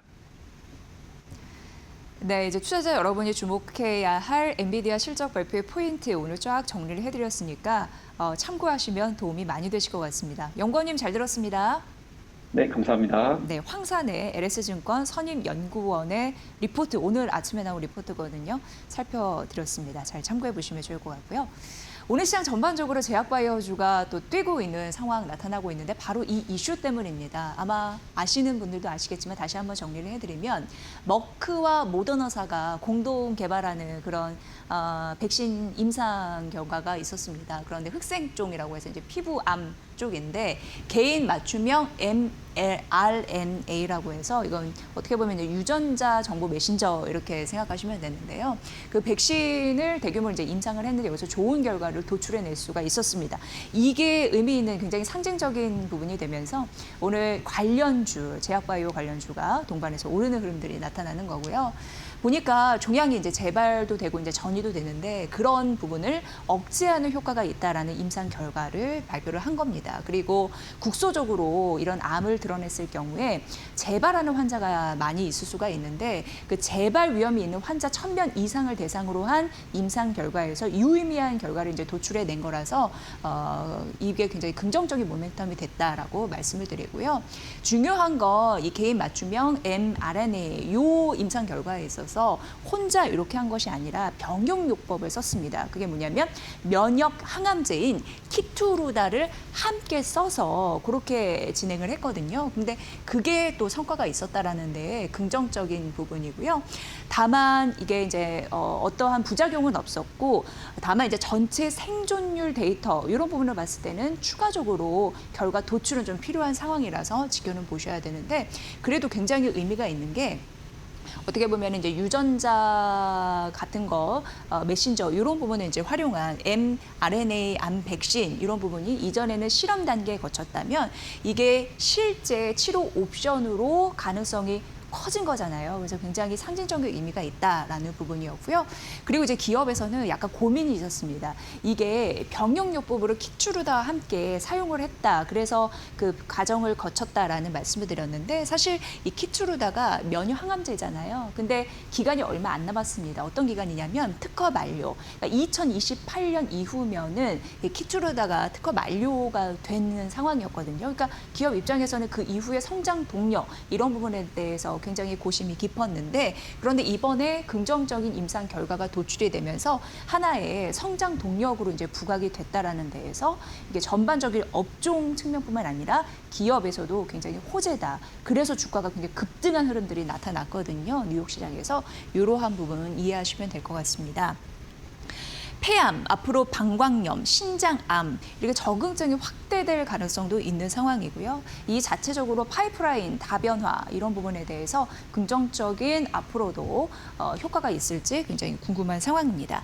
아직까지는 이게 승인 전 단계라서 매출이 가시화되는 단계는 아닙니다. 매출까지 잡히려면 조금 더 시간이 필요합니다. 그리고 사실 로슈나 바이오엔테크 같은 경우에는 대장암 쪽, 췌장암 쪽 경쟁 백신을 개발 중이어서 이게 독점적인 구조를 형성할 가능성은 좀 제한적이다라고 하더라고요. 그럼에도 실제 치료 옵션에 대한 가능성을 높였고 그리고 키투루다 다음에 대한 성장 모멘텀을 확보했기 때문에 굉장히 의미가 있다라고 평가를 하면서 단기적인 펀더멘털 개선에 큰 효과는 없을지라도 의미 있는 부분이 있고 앞으로 투자 포인트는 뭐냐면 정량 데이터 이런 부분에 대한 임상 결과가 도출이 됐을 때 그리고 후속 임상 결과를 발표했을 때 이 부분이 주목된다라고 언급을 했습니다. 아니나 다를까 오늘 머크와 모더나산의 암 백신 혁신 이슈가 있은 이후에 관련주들이 급등하는 흐름들이 장 초반부터 보였거든요. 오늘 이후에 제약바이오주 투자 전략에 대해서 조금 더 자세하게 말씀드릴 텐데 이 이슈 조금 더 추가적으로 말씀드리겠습니다. 네, 이제 방산주 비중 확대를 해야 된다라고 하면서 대신증권에서 꽤 긴 리포트를 제시를 했는데요. 뭐 대표적으로 딱 떠오르는 거 하나 에어로스페이스입니다. 최근 긍정적인 모멘텀이 있었죠. 왜냐하면 미국 쪽에서 자주포 사업을 수주를 했는데 이게 우리나라 입장에서는 굉장히 의미가 있는 게 국내 체계 중 최초라고 할 수 있고 지상 방산에 대한 경쟁력을 입증했구나라는 걸 확인할 수 있었습니다. 그래서 하나 에어로스페이스 입장에서는 단기적으로, 중기적으로 성장 매력이 좀 부각되고 있는 시점이다라고 보시면 될 것 같고요. 방산주 중에 대신증권에서는 탑픽으로 언급을 했습니다. 현지 투자나 기술 이전 기반으로 한 그런 사업들 기대가 되기 때문에 아무래도 미국 사업에 대한 진출 기회는 클 것으로 보여지고요. 그동안 뭐 지상 방산 관련해서 이게 이제 필리 조선소 이슈나 뭐 장약, 이게 이제 탄약 이런 부분이 있는데 이런 부분에 대해서 미국뿐만 아니라 나토 그리고 서부 쪽 이런 부분에 대해서 추가 수주에 대한 가능성도 앞당길 수 있는 굉장히 중요한 요소였기 때문에 긍정적으로 파악이 됐습니다. 그리고 이걸 한번 해내고 나니까 그동안 미국과 영국이 50년 동안 독점했던 그런 세계를 우리가 깨고 들어갔다라는 데에 긍정적인 의미를 또 부여를 하더라고요. 미국이 K9에 대한 자주포를 선택을 함으로써 앞으로 다각화될 것으로 예상이 됩니다. K9 차륜, 궤도형, 레드백, 이거는 이제 보병을 싣고 가는 이제 장갑차의 느낌이 있는 그런 전술이잖아요. 그런 부분으로 파생이 되면서 K 방산에 대한 그런 존재감 입증을 확실히 했고 앞으로도 추가 수주죠. 그런 부분에서 방산조 비중 확대 전략 유효하다라는 부분 얘기했으니까 이 부분 참고해 보시면 될 것 같고요. 다음 페이지 만나보면요. 하나 에어로스페이스에 대해서 골드만삭스에서도 긍정적인 표현을 했고 목표주가 181만 원으로 제시를 했습니다. 일단 이 부분은 앞서서 얘기를 했는데 사실 이제 하나 에어로스페이스가 미국 자주포 사업 이런 부분을 이제 수주를 한 거는 어떻게 보면은 굉장히 의미 있는 게 굉장히 국지의 경쟁사들을 물리치고 우리가 들어간 거기 때문에 유의미하다라고 얘기를 했습니다. 그리고 여러분 아시다시피 하나그룹 같은 경우에는 캐나다 잠수함 수주에 실패 쓴맛을 봤잖아요. 그래서 어떻게 보면 이러한 것들이 K 방산에 대한 우려, 리스크로 좀 작용을 했었는데 이를 뒤집을 수 있는 요인이 바로 이쪽에서 나왔다라고 언급을 하더라고요. 하나그룹 같은 경우에는 앞으로 동유럽에 이어서 서유럽, 중동, 미국으로 확장될 수 있는 가능성을 열었고요. 글로벌 TMA라고 해서 시장 캐파를 늘릴 가능성이 있다라는 데에서도 긍정적인 모멘텀이다라고 파악이 됐습니다. K 방산 수주 펀더멘털은 흔들리지 않는 흐름들 보여줌으로써 그럼에도 불구하고 글로벌 평균 대비해서 그 경쟁사 대비해서 훨씬 저평가됐다라고 언급이 되더라고요. 그래서 하나 에어로스페이스는 골드만삭스가 보기에도 현재 매력적으로 진입할 구간이다라고 판단하고 있는 듯합니다. 이 부분 챙겨보시면 될 것 같습니다. 네, 화장품 굉장히 의미 있는 또 리포트가 나와서 오늘 아침에 여러분께 좀 소개를 해드리도록 하겠습니다. 하나증권의 리포트였고요. 2페이지로 좀 준비를 해봤는데 화장품이 역사적인 실적 보이면서 역사적인 순간을 투자자들에게 보이고 있다라고 언급을 하더라고요. 그래서 굉장히 많은 기업들을 정리해놨는데 제가 이렇게 쭉 정리를 하면서 보니까 정말 잘 해냈었구나. 우리가 놓치는 부분이 있었겠구나 이런 생각이 들더라고요. 일단 코스맥스 같은 경우에는 분기 매출이 5천억 원을 넘어섰고 실리콘2 같은 경우에는 분기 매출이 처음으로 4천억 원을 돌파를 했습니다. 그리고 한국콜마 같은 경우에도 분기 영업이익이 1,000억 원을 돌파를 했는데 어떻게 보면 국내 ODM사 중에서 처음 있는 일이거든요. 그래서 긍정적이라고 할 수 있겠고 코스메카 같은 경우에는 매출 2,000억 원 이상 벌어들인 것으로 확인이 됐습니다. APR도 올해 가이던스를 3조 원으로 제시를 했다라는 데에서 역사적인 실적 데이터를 보여주고 있다는 건데 3분기도 좋을 것으로 보여요. 대표적으로 제닉, 한국콜마, 코스맥스 이런 부분은 하이닉의 그 마스크팩이 떠오르는데 그런 부분으로 긍정적이고 또 수주 잔고 역시 늘고 있는 상황이라고 하고요. 펌텍 코리아 같은 경우에도 캐파가 너무 이제 부족하다 보니까 물량이 2월이 되고 있대요. 그러니까 실적 계속 불어날 수 있는 여유감이 있다라는 점 말씀드리고요. 올해 전반적으로 봤을 때 화장품 수출은 늘어나고 있는데 1년 사이에 33% 증가를 하고 있는 모습으로 뚜렷한 모습이 상저하고라고 합니다. 그러니까 하반기 조금 더 좋은 성과를 낼 가능성이 있는 상황이고요. 데이터를 보니까 연간으로 수출이 막 증가하고 있는데 16년도 이 부분과 연간 수출 전망으로 봤을 때 16년도 데이터와 좀 비슷하게 맞물려가고 있다라고 합니다. 긍정적인 부분이 확실히 하반기에 붙어 있는 모양입니다. 그러니까 화장품 역사적인 순간 데이터로 확증을 해 나가고 있으니까 이 부분 포트폴리오에 화장품주가 있는지 잘 살펴보시면 좋을 것 같고요. 그럼 화장품 투자 전략은 어떤 순서로 하면 될까에 대한 포인트 알려드리면 브랜드보다는 ODM, 용기, 무역 벤더 이쪽 쪽이 좋다라고 결론이 나더라고요. 하나증권에서는 탑픽은 코스맥스와 실링콘2를 얘기를 했고요. 또 한국콜마와 코스맥스 같은 경우에는 글로벌 럭셔리 기업에 여러 가지 이제 신제품을 출시하고 있는데 그런 성과들이 잘 맞아 떨어진다면 ODM 기업에 대한 재평가가 있을 가능성이 굉장히 크다라고 언급이 됐습니다.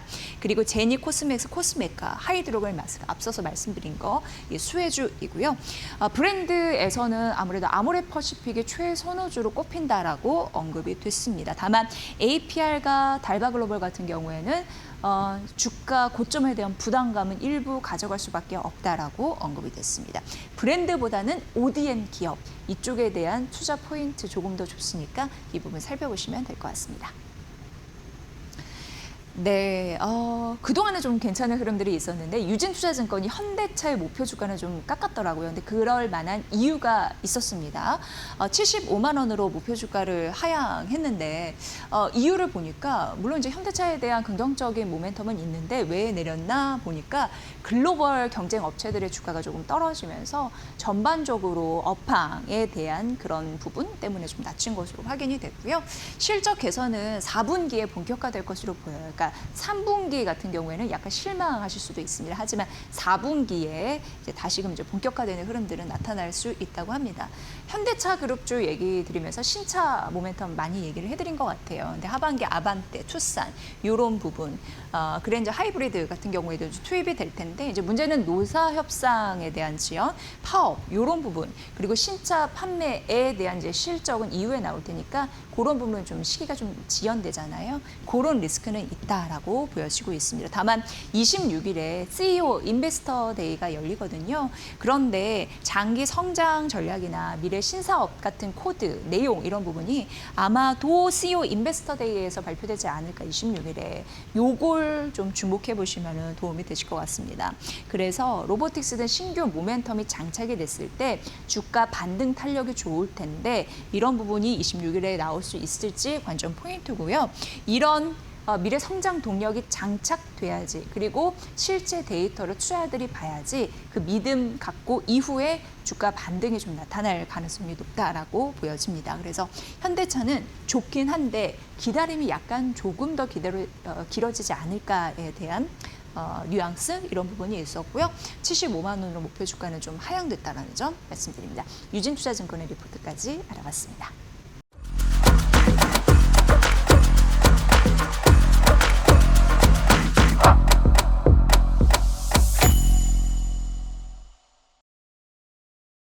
네, 오늘 삼성전자 관련해서도 KB증권이 리포트를 내놨는데 조금 더 명확하게 이렇게 얘기를 하더라고요. 단기적으로 삼성전자는 30만 원에 안착할 수 있습니다. 그러한 근거를 어떻게 세웠는지 굉장히 궁금해졌습니다. 보니까 역시나 이제 실적의 바탕을 두면서 분석을 했더라고요.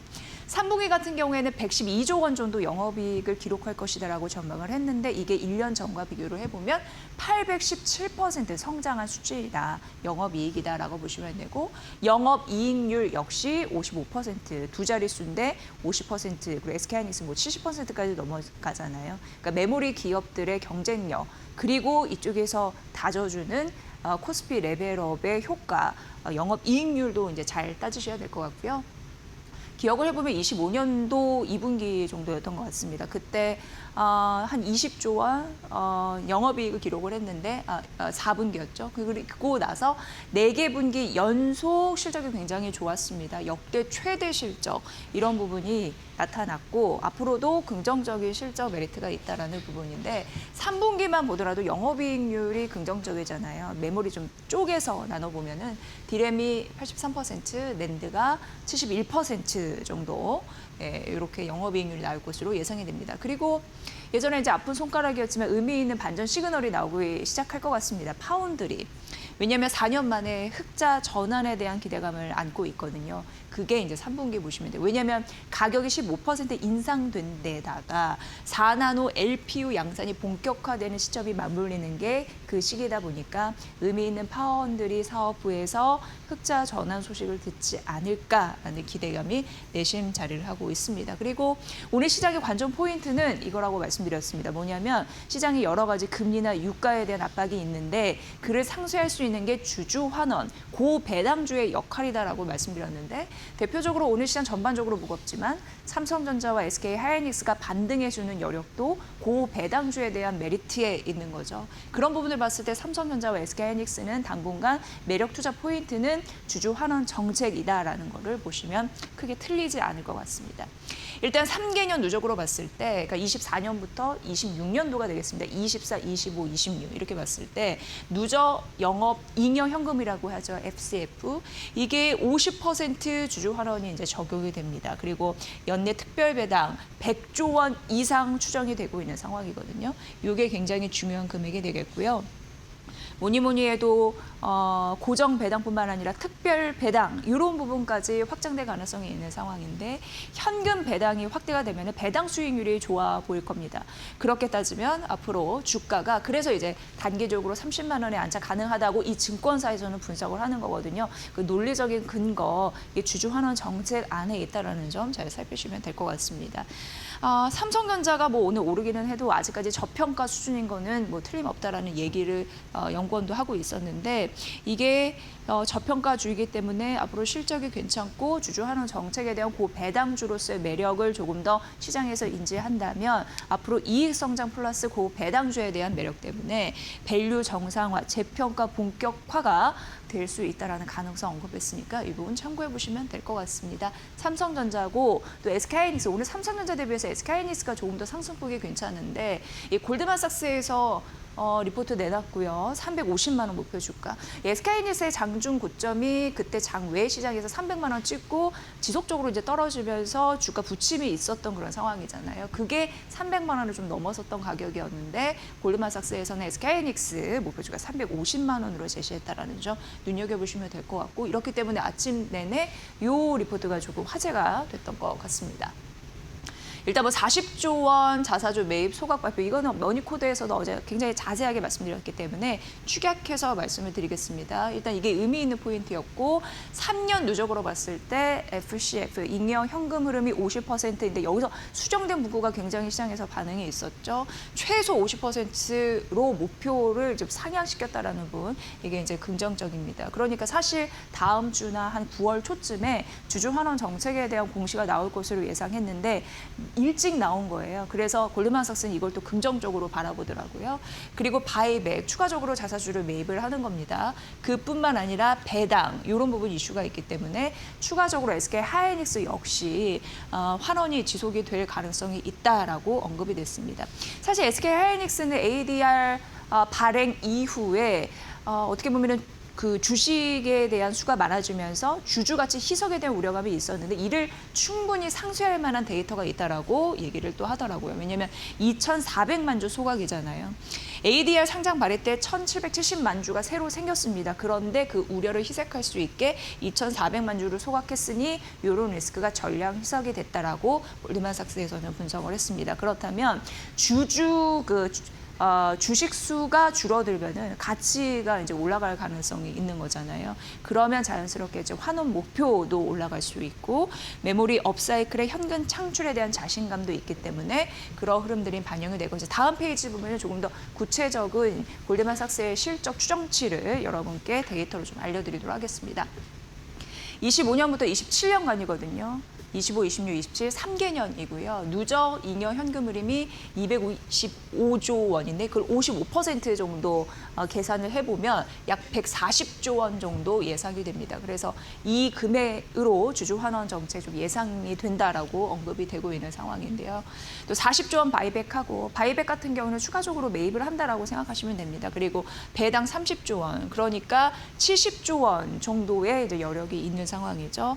주식 수가 떨어지면 효과가 더 있다라고 앞서서 말씀드렸고 그래서 26 올해 내년 28년도 EPS를 상향 조정할 수가 있는데 그게 각각 4%, 10%, 10% 이렇게 나가고 있다는 점 말씀드립니다. 그러니까 결과적으로 삼성전자와 SK하이닉스는 이제 고배당주로 인식하면서 투자자들이 바라보고 있다는 거. 이게 시장에서 잘 소화가 되고 인지가 된다면 코리아 이제 밸류 이런 부분으로 이제 정상화가 될 텐데 그런 과정을 잘 거칠 수 있을지 일단 보셔야 될 것 같고요. 이제 코스닥에 매도 사이드카가 또 걸렸습니다. 근데 코스닥 대비해서 코스피가 그래도 견조할 수 있는 이유는 대형주가 좀 받쳐주고 있기 때문에 반도체 대형주 이런 부분에 좀 줄다리기를 하지 않을까라는 생각, 지속적으로 뒷심도 이쪽 안에서 좀 계산을 해보셔야 될 것 같습니다.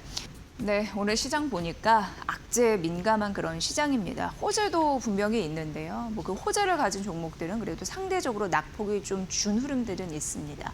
그렇다면 이 호재가 리스크를 좀 상쇄할 만한 그런 투자 전략이 나올 수 있을까? 리포트를 보면 어느 정도 힌트를 얻을 수 있었거든요. 자, 오늘은 유한타증권의 이재원 연구원을 좀 연결해서 전략적인 방향성을 이때 다시 한번 점검을 해드리도록 하겠습니다. 연구원님, 안녕하세요. 네, 안녕하세요. 유한타증권 이재원 연구원입니다. 네. 시장 금리는 여전히 떨어질 줄 모르는 것 같습니다. 여전히 장기 국채 금리 상승이 시장의 발목을 잡고 있고 유가의 변수도 있고 그럼에도 불구하고 오늘 시장하고 좀 딱 맞아떨어지는 리포트를 오늘 쓰셨는데 주주환원 정책에 대한 모멘텀이 이를 상쇄하고도 남을까요? 어떻게 진단하십니까? 네, 뭐 완전히 덮는다라고 보기는 어렵지만 어쨌든 시장을 계속 누르고 있는 금리 부담이 좀 상당 부분 좀 완충될 수 있는 재료는 맞다라고 생각하고 있고요. 최근에 이제 금리 상승이 단순히 이제 기준금리 인상 우려 때문이라기보다는 미국을 비롯해서 일본, 유럽, 주요국 재정 적자랑 국제 공급 확대 그리고 여기에다가 이제 AI 투자가 계속해서 증가를 하고 있으면서 기업들이 대규모로 회사채 발행을 통해서 자금 조달을 하는 것까지 겹치면서 좀 장기 금리가 더 크게 오르는 좀 베어 스티프닝 성격이 강하다라고 판단하고 있고요. 이게 이제 어쨌든 뭐 성장주 그리고 최근에 급등했던 또 급반등했던 반도체 대형주 외국인 수급 모두의 좀 부담으로 작용을 하고 있습니다. 근데 이제 주주환원 정책 자체가 어쨌든 하이닉스가 40조 원 규모로 자사주 매입 소각을 발표를 했고 또 25년부터 27년까지 뭐 누적 프리캐시플로우의 50% 수준에서 50% 이상으로 강화를 하는 등 코스피 수급이 기존에는 뭐 외국인 매수에 크게 의존을 했다. 그래서 금리 부담이 외국인 수급을 좀 악화시키기 때문에 안 좋았다라고 한다면은 이제는 기타 법인 즉 기업 스스로 좀 자사주 매입을 할 수 있다라는 큰 수급 주체가 추가됐다라고 보시면 될 것 같습니다. 그래서 뭐 결론적으로 말씀드리면 장기 금리가 주식시장 상단을 누르고 있지만 주주환원 모멘텀이 지수의 하단을 받쳐주는 좀 힘이 될 수 있다라고 판단하고 있습니다. 네, 말씀을 들어보니까 그나마 이제 주주환원 정책에 대한 모멘텀이 있어서 이게 하방을 견디게 하는 요인이 되고 있다라는 분석입니다. 그렇다면 이제 투자 전략 어떻게 가져가야 될까요? 이게 투자자 입장에서는 가장 중요하고 또 궁금한 포인트가 아닐까 싶은데 연구원님 알려주세요. 뭐 계속해서 말씀드리고 있는 전략 자체는 뭐 코스닥의 비중을 다시 좀 축소를 하고 실적이랑 수급 주주환원 모두 동시에 뒷받침되는 코스피 대형주 중심의 전략을 다시 가져가야 된다라고 말씀드리고 있고요. 최근에 이제 코스피는 이익 추정치가 계속 상향되고 있고 또 외국인 역시 뭐 장기 금리가 물론 급등하게 되는 날을 제외한다고 하면은 추세적으로는 계속 8월 들어서 매수 기조를 이어오고 있습니다. 여기 아까 말씀드렸던 자사주 매입이라는 새로운 수급 모멘텀, 주주환원 정책까지 모두 다 코스피를 향하고 있기 때문에 반도체랑 코스피 대형주 중심으로 비중을 유지하되 뭐 금리에 민감한 좀 고밸류, 고베타, 코스닥 업종들은 조금 선별적으로 접근을 할 필요가 있다라는 판단하고 있습니다. 네, 오늘 시장 뭐 개장하고 한 1시간 조금 지났는데 오늘 시장의 이 뚜렷한 특징만 봐도 이 연구원님이 내세우는 전략에 대한 설득력을 어느 정도 느낄 수 있었습니다. 오늘 분석 잘 들었고요. 조금 더 좋은 인사이트 앞으로도 기대하겠습니다. 잘 들었습니다. 네, 감사합니다. 네, 유한타증권의 연구원 이재원 연구원 연결을 해봤습니다. 전반적으로 시장이 좀 어둡죠. 자, 그럼에도 불구하고 이렇게 된 이상 기업별로 종목별로 차별화 현상은 좀 나타날 수 있습니다. 그렇게 따지면 이슈를 또 가진 종목들의 힘 이런 부분도 차별화된다라는 거거든요. 그런 부분에서 오늘 스토리텔링을 좀 해드리도록 하겠습니다. 이후에 저희가 이제 로봇 전략 오늘 좀 숫자적으로 잘 챙겨드릴 텐데 엔비디아가 LG와 협력하는 사실 아시죠? 근데 크게 3가지 섹터입니다. 여기 이제 나와 있는데 첫 번째 로봇, 두 번째 AI 팩토리, 세 번째 자율주행 되겠습니다. 그렇다면 엔비디아가 LG를 픽한 이유가 있을 텐데 그 전략에 따라서 머니 트렌드도 또 달라지겠죠. 잘 보시면 될 것 같고요. 엔비디아의 아이작 그루츠가 이제 탑재가 됩니다. 그래서 LG 첫 2조 다리가 이제 2개이죠. 그러니까 보행 로봇은 다음 연도 1분기에 아마 여러분 이제 보실 수 있을 것 같다, 공개가 될 것 같다라는 생각이 되고 두 번째 AI 팩토리입니다. 같이 협력하는 부분. 이거는 이제 미국 쪽에서 구축을 이제 추진 중인데 LG 스마트 팩토리 역량을 기반으로 진행이 되는 그런 공장들 스마트 공장이다 이렇게 보시면 될 것 같고요. 세 번째 자율주행입니다. 엔비디아의 AI 플랫폼과 LG의 기술이 같이 합쳐진 거거든요. 그렇기 때문에 거기서 파생된 시너지를 보고 윈윈하는 전략이 잘 맞아떨어질 수 있을지 보셔야 될 것 같고요. 여러분 아시다시피 LG AI 연구원 있잖아요. 그 얘기가 이 첫 번째, 두 번째 박스에 있는데 KX1 2.0이라고 해서 독자 자신만의 그 파운데이션 모델이라고 보시면 되고 그걸 상용화된 모델이 LG X1 5.0이다라고 보시면 될 것 같고요. 지금은 이제 100% 캡티브 매출로 이루어지고 있어요. 내부적으로. 하지만 앞으로 사회 매출, 그 안 말고 밖에 고객사에서 매출이 생길 수가 있잖아요. 그게 이제 내년 정도로 보더라고요. 대신증권에서는 그랬을 때 기업의 가치는 더 저평가받을 수 있다라고 언급을 했습니다. 그리고 뭐니 해도 지금 주주환원 정책에 대한 기대감 이런 부분이 리스크를 상쇄하면서 하방을 다져줄 수 있는 요인으로 말씀드렸는데 그래서 종목별 투자 전략 보면은 배당 얘기 좀 많이 언급되더라고요. 그래서 대표적으로 엔비디아가 LG 고른 이유 이쪽에서도 투자자 입장에서 보면은 배당 수입 이런 부분 중요할 텐데 연간 배당 수입이 한 10% 정도 플러스 될 전망이고 올해 4,280억 원 정도 이상 전망이 되고 있는 상황입니다. 이미 자사주가 있었는데 보유 자사주 전량 소각해서 이제 없거든요.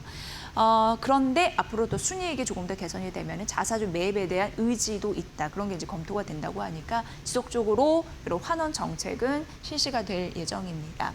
엔비디아와 LG의 협력 이런 부분이 조금 더 순이익을 개선시키는 요인으로 그리고 상징적인 의미로 성장 모멘텀이 되면서 성장주로서 역할을 잘 할 수 있을지 앞으로도 눈여겨보시면 될 것 같습니다. 최근 피지컬 AI 관련해서 로봇 중요하고 자율주행 굉장히 중요한데 그런 흐름으로 좀 맞물려 있는 이슈이기 때문에 소개를 해드렸습니다. 머니머트리얼즈 목표주가 떨어졌더라고요. 이게 이제 신한투자증권의 리포트였는데 기존 대비해서 14% 떨어뜨리면서 6만 원으로 낮췄습니다. 보니까 이제 2분기 실적에서 약간 미스가 났습니다. 그러니까 비용이 좀 올라간 거예요. 컨센 그리고 영업이익률이 좀 기대치보다 낮은 흐름들이 있었는데 당연히 이제 뭔가 비용이라고 말씀드렸는데 물류비 그쪽과 일부 제품의 이제 원가가 좀 높아졌기 때문에 이런 부분으로 좀 타격이 있었는데요. 그런데 여기 보면은, 그러니까 보면 전반적으로 올해는 눈높이를 좀 낮춰야 되지만 내년에 좀 회복되는 흐름들은 있다고 합니다. 여기가 이제 특수가스 소재 이쪽 섹터인 건 아실 테고 올해 영업이익 추정치는 한 7% 정도 하향 조정되는 것으로 보이지만 내년 매출과 영업이익은 상향 조정되는 흐름들이 나타나는데 이유는 매물이 강하고 그리고 고객사 가동률이 높아지면 자연스럽게 이런 데의 니즈는 또 커지겠죠. 그래서 전반적으로 상저하고의 패턴 이렇게 언급이 되고 있는 상황입니다. 지금 2분기 좀 미끄러졌잖아요. 근데 하반기에 조금 더 이제 구축하면서 내년 이렇게 턴 어라운드 가시화가 될 것 같은데 하반기 고객사 웨이퍼에 대한 투입량이 좀 늘어날 가능성이 있으면서 워닝 머티리얼즈의 쓰임새가 조금 더 좀 개선될 가능성이 있다고 하니까 목표 주가가 낮아진 이유 있지만 그래도 주가를 건들 수 있는 또 모멘텀도 있다라는 점 잘 파악하시면서 전략 짜보시면 될 것 같습니다. 어쨌든 목표 주가는 떨어졌습니다. 네, 2차 전지주 지속적으로 말씀을 드리거든요. 그런데 빼놓지 않고 공통적으로 들어가는 게 ESS다. 여기에 확실히 이제 답이 있구나라는 부분이고요. 지속적으로 2차 전지에 투자하신 분들은 많고 관심 가지시기 때문에 중요한 이슈가 있을 때마다 머니코드에서 다뤄드리고 있는 상황입니다. 펜실베니아. 한번 이번 주에 그 데이터 센터 건설에 대해서 미국 자치주에서 반발이 일고 이것을 갖다가 눈치를 보면서 전반적으로 리스크가 있는 그런 부분에서 쫙 정리를 해드린 기억이 나는데 그다음에 이제 펜실베니아 이슈입니다. 지금 대형 데이터 센터 발전과 송배전 비용이 드는 개발사가 그러니까 송배전 비용에 대해서 개발사가 그냥 부담해라라고 행정명령에 이제 사인을 했다라는 소식이 들어가 있는데 이거 어떻게 보면 이제 전력도 그리고 여러 가지 전력에 대한 인프라도 확보하는 거 그런 부분을 알아서 개발사가 하라 그런 원칙이 조금 더 강화되는 것으로 현재 이제 그런 상황이 되고 있는 거고요. 자체적으로 근데 이걸 어떻게 보면 항상 장점과 단점이 있잖아요. 그러니까 자체적으로 전력을 확보할 수만 있으면 인허가는 단축이 되는 거거든요. 그러니까 이쪽으로 돈을 쓸 가능성이 있습니다. 그리고 이게 된 기업들은 훨씬 이런 시대에 차별화된 경쟁력을 가질 수 있거든요. 여기에서 머니코드를 찾아야 된다라고 하나증권에서는 언급을 했습니다. 그렇기 때문에 데이터 센터를 이제 지을 때 직접 발전이 가능하거나 송배전 시스템이 가능한 그런 기업들 있잖아요. 그리고 시설 규모에 대한 수요도 높아질 테니까 그런 부분을 긍정적으로 파악을 했습니다. 물론 이런 거 할 때는 초기 비용은 부담입니다. 하지만 이런 게 구축이 되면은 인허가 절차에 대한 그런 과정이 축소가 될 수 있기 때문에 훨씬 이걸 못하는 기업보다는 이런 부분으로 상쇄가 될 가능성이 있다라는 거고요. 그래서 중장기적으로 봤을 때 온사이트 이런 ESS 발전 수요 이런 부분은 더 커질 것이다라는 가능성 언급했습니다. 그래서 이래저래 여러 가지 잡음은 들리지만 그래도 결과적으로 LG 에너지 솔루션과 그리고 삼성 SDI는 ESS 관련 모멘텀으로 오를 수 있다라고 언급을 했습니다. 이러한 서사도 잘 기억해 보시면 될 것 같습니다. 그러니까 지속적으로 계속 중간 선거 이전까지 데이터 센터 건설에 대한 리스크는 나올 것으로 예상됩니다. 그럼에도 불구하고 ESS 관련주는 그래도 이런 리스크에서는 무관하면서 오히려 경쟁력을 가질 수 있다는 보고서가 내내 나오고 있거든요. 이러한 서사 잘 기억해 보시면 될 것 같습니다. 화장품, 최근 많이 나오는 섹터가 또 화장품입니다. 머니코드에서도 이번 주 좀 다뤄드렸죠. 그래서 이렇게 나오는 김에 조금 더 다른 증권사에서는 어떤 종목을 픽을 했는지 굉장히 궁금하잖아요. 그래서 말씀드리고 한화투자증권인데 승자의 풀이 넓어진다라고 얘기하면서 그러니까 화장품 내에서도 선택지가 조금 더 넓어지는 겁니다. 그럼 그 선택지 안에서 어떤 종목을 골라서 수익률을 낼 것인지 그런 계산을 하실 것 같아서 오늘 좀 골라봤습니다. 탑픽은 APR과 실리콘2, 지속적으로 APR과 실리콘2 최근 많이 언급되는 종목들인 것 같습니다. 왜냐하면 실적 전망 추정치가 좀 올라가고 있기 때문에 라고 얘기할 수 있겠고요. KBT는 아실 거예요. 수출이 여전히 잘 되고 있다는 거. 그래서 글로벌 점유율도 높아지고 있고 그에 따른 여러 가지 밸류 체인 모두라는 표현보다 상당 부분 함께 오르고 있다라는 강점이 있는데요. 이게 중요하더라고요. 미국 시장은 정체거든요. 그런데 그럼에도 불구하고 K 화장품의 점유율은 늘어나고 있습니다. 이 말인즉슨 새로운 캐파가 생기는 것이 아니라 기존 경쟁자의 자리를 K 화장품이 차지하는 거거든요. 기존 점유율을 K 화장품이 가져가는 형태라고 보시면 됩니다. 왜냐하면 미국 시장 전반적으로 좀 떨어지는 와중에 K 화장품은 높아지는 거니까 이걸 좀 이해하시면 될 것 같고요. 유럽 이쪽으로 시장이 좀 다변화되고 있는 거 긍정적인 포인트라고 할 수 있겠습니다. 틱톡이나 아마존 이쪽에서 온라인 쪽에서 좀 발굴을 잘 되면 이제 터지는 거잖아요, 사업이. 그러면 이제 오프라인 리테일로 확장되고 지금 화장품 사업은 이쪽으로 트렌드가 가고 있거든요. 그러니까 틱톡이나 아마존 이런 쪽에서 잘 되는 게 결국 오프라인 사업 확장하면서 매출에 돈을 번다. 그래서 사업적인 구도가 지금 화장품 섹터에서는 그렇게 가고 있다라고 언급이 되고 있습니다. 전반적으로 화장품 봤을 때 브랜드 대비해서는 ODM 이건 만들어내는 거, 용기, 유통이 좋다라는 부분 좀 언급을 해드린 바 있는데 역시 하나투자증권에서도 이런 섹터 밀고 있더라고요. 그래서 밸류 전반적으로 수혜가 좀 확산되는 흐름들이 나타나고 있다라는 점이고 다만 색조 같은 경우에는요. 기초 화장품 대비해서는 약간 눈높이 좀 낮추실 필요는 있는 것 같습니다.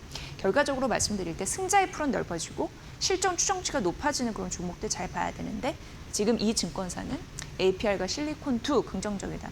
최근에 이제 실리콘2 같은 경우에는 이제 증자에 대한 이슈도 있었는데요. 그런 흐름 잘 맞추어서 전략에 반영해 보시면 될 것 같습니다. 네, 그리고 제약바이오 어제 이제 제약바이오 여러 가지 저희가 언급을 마켓나우 2부에서 해드렸는데 그런데 이제 지금 단기적으로 봤을 때 라이선스 아웃이라고 하잖아요. 그런 이벤트의 공백이 있고 사실 제약바이오가 잘 못 간다 하더라도 저점에서는 단기적으로 반등한 부분이 있어서 차익 실현 매물이 나올 가능성은 좀 있거든요, 사실상. 그래서 실적 보셔야 되고요, 제약바이오 했을 때. 라이선스 아웃에 대한 차별화된 경쟁력 갖고 있는 기업들, R&D 모멘텀, 그런 기업들이 차별화된다라는 데에서 제약바이오를 선택하실 때 옥석 가리기를 좀 잘 하셔야 될 것 같습니다. 오늘 이제 8월 중후반이고 가고 있고 9월, 이제 9월부터 굉장히 중요합니다. 왜냐하면 연구 개발, R&D에 대한 모멘텀이 재개가 되면서 여러 가지 이벤트가 속속들이 개최가 되기 때문인데요. 일단 어제도 말씀드렸지만 제약바이오 어제 쭉 저희가 점검을 해드렸으니까 콘텐츠 찾아보시는 것도 말씀드리고요. 셀트리온 삼바 같은 경우는 2분기 실적 나쁘지 않았습니다. 오히려 대형 뭐랄까 그런 제약바이오에 대한 기대감을 좀 실어주는 그런 흐름들이 있었죠. 그래서 실적 성장 대형주 좀 주목하는 9월 되시면 될 것 같고요. 그리고 추가적으로 라이센스 아웃에 대한 기업에 대한 기대감 이런 부분도 보셔야 되는데 대표적으로 에이벨 바이오, 알테오젠, 리가켄 바이오, 올릭스 선호한다라고 하면서 다올 투자증권에서는 좀 언급을 했습니다. 그리고 이제 9월 전반적으로 이런 부분이 시작이 될 텐데 아토피, 에이프릴 바이오, 브루노이, 폐암 이런 부분 이제 대기하고 있고요. 10월 같은 경우에도 임상 데이터를 공개하는 기업들이 다수 있습니다. 그래서 최근은 이렇게 장기적으로 보지 않는다라고 어제 강하나 작가도 얘기를 하던데 단기적으로 이벤트를 확인하면서 그런 좀 손바뀜 좀 빠르게 일어나고 있는 섹터가 또 제약바이오라고 언급이 됐거든요. 그래서 무조건 이벤트를 잘 확인하시고 그에 대한 모멘텀 확인하시고 전략을 짜시는 게 지금 제약바이오 선택하실 때 유리하지 않을까라는 증권사의 분석이 있으니까 이 부분 참고해 보시면 될 것 같습니다. 그러니까 약간 좀 처졌잖아요, 오늘 제약바이오. 그런 의미에서 궁금하실 것 같아서 좀 기다려 왔고요. 다올투자증권에서는 제약바이오 약간 좀 부담은 있는데 자신의 차례를 기다리는 중이다라고 언급하면서 9월부터 중요한 순간이라는 걸 다시 한번 강조를 했습니다. 참고해 보세요.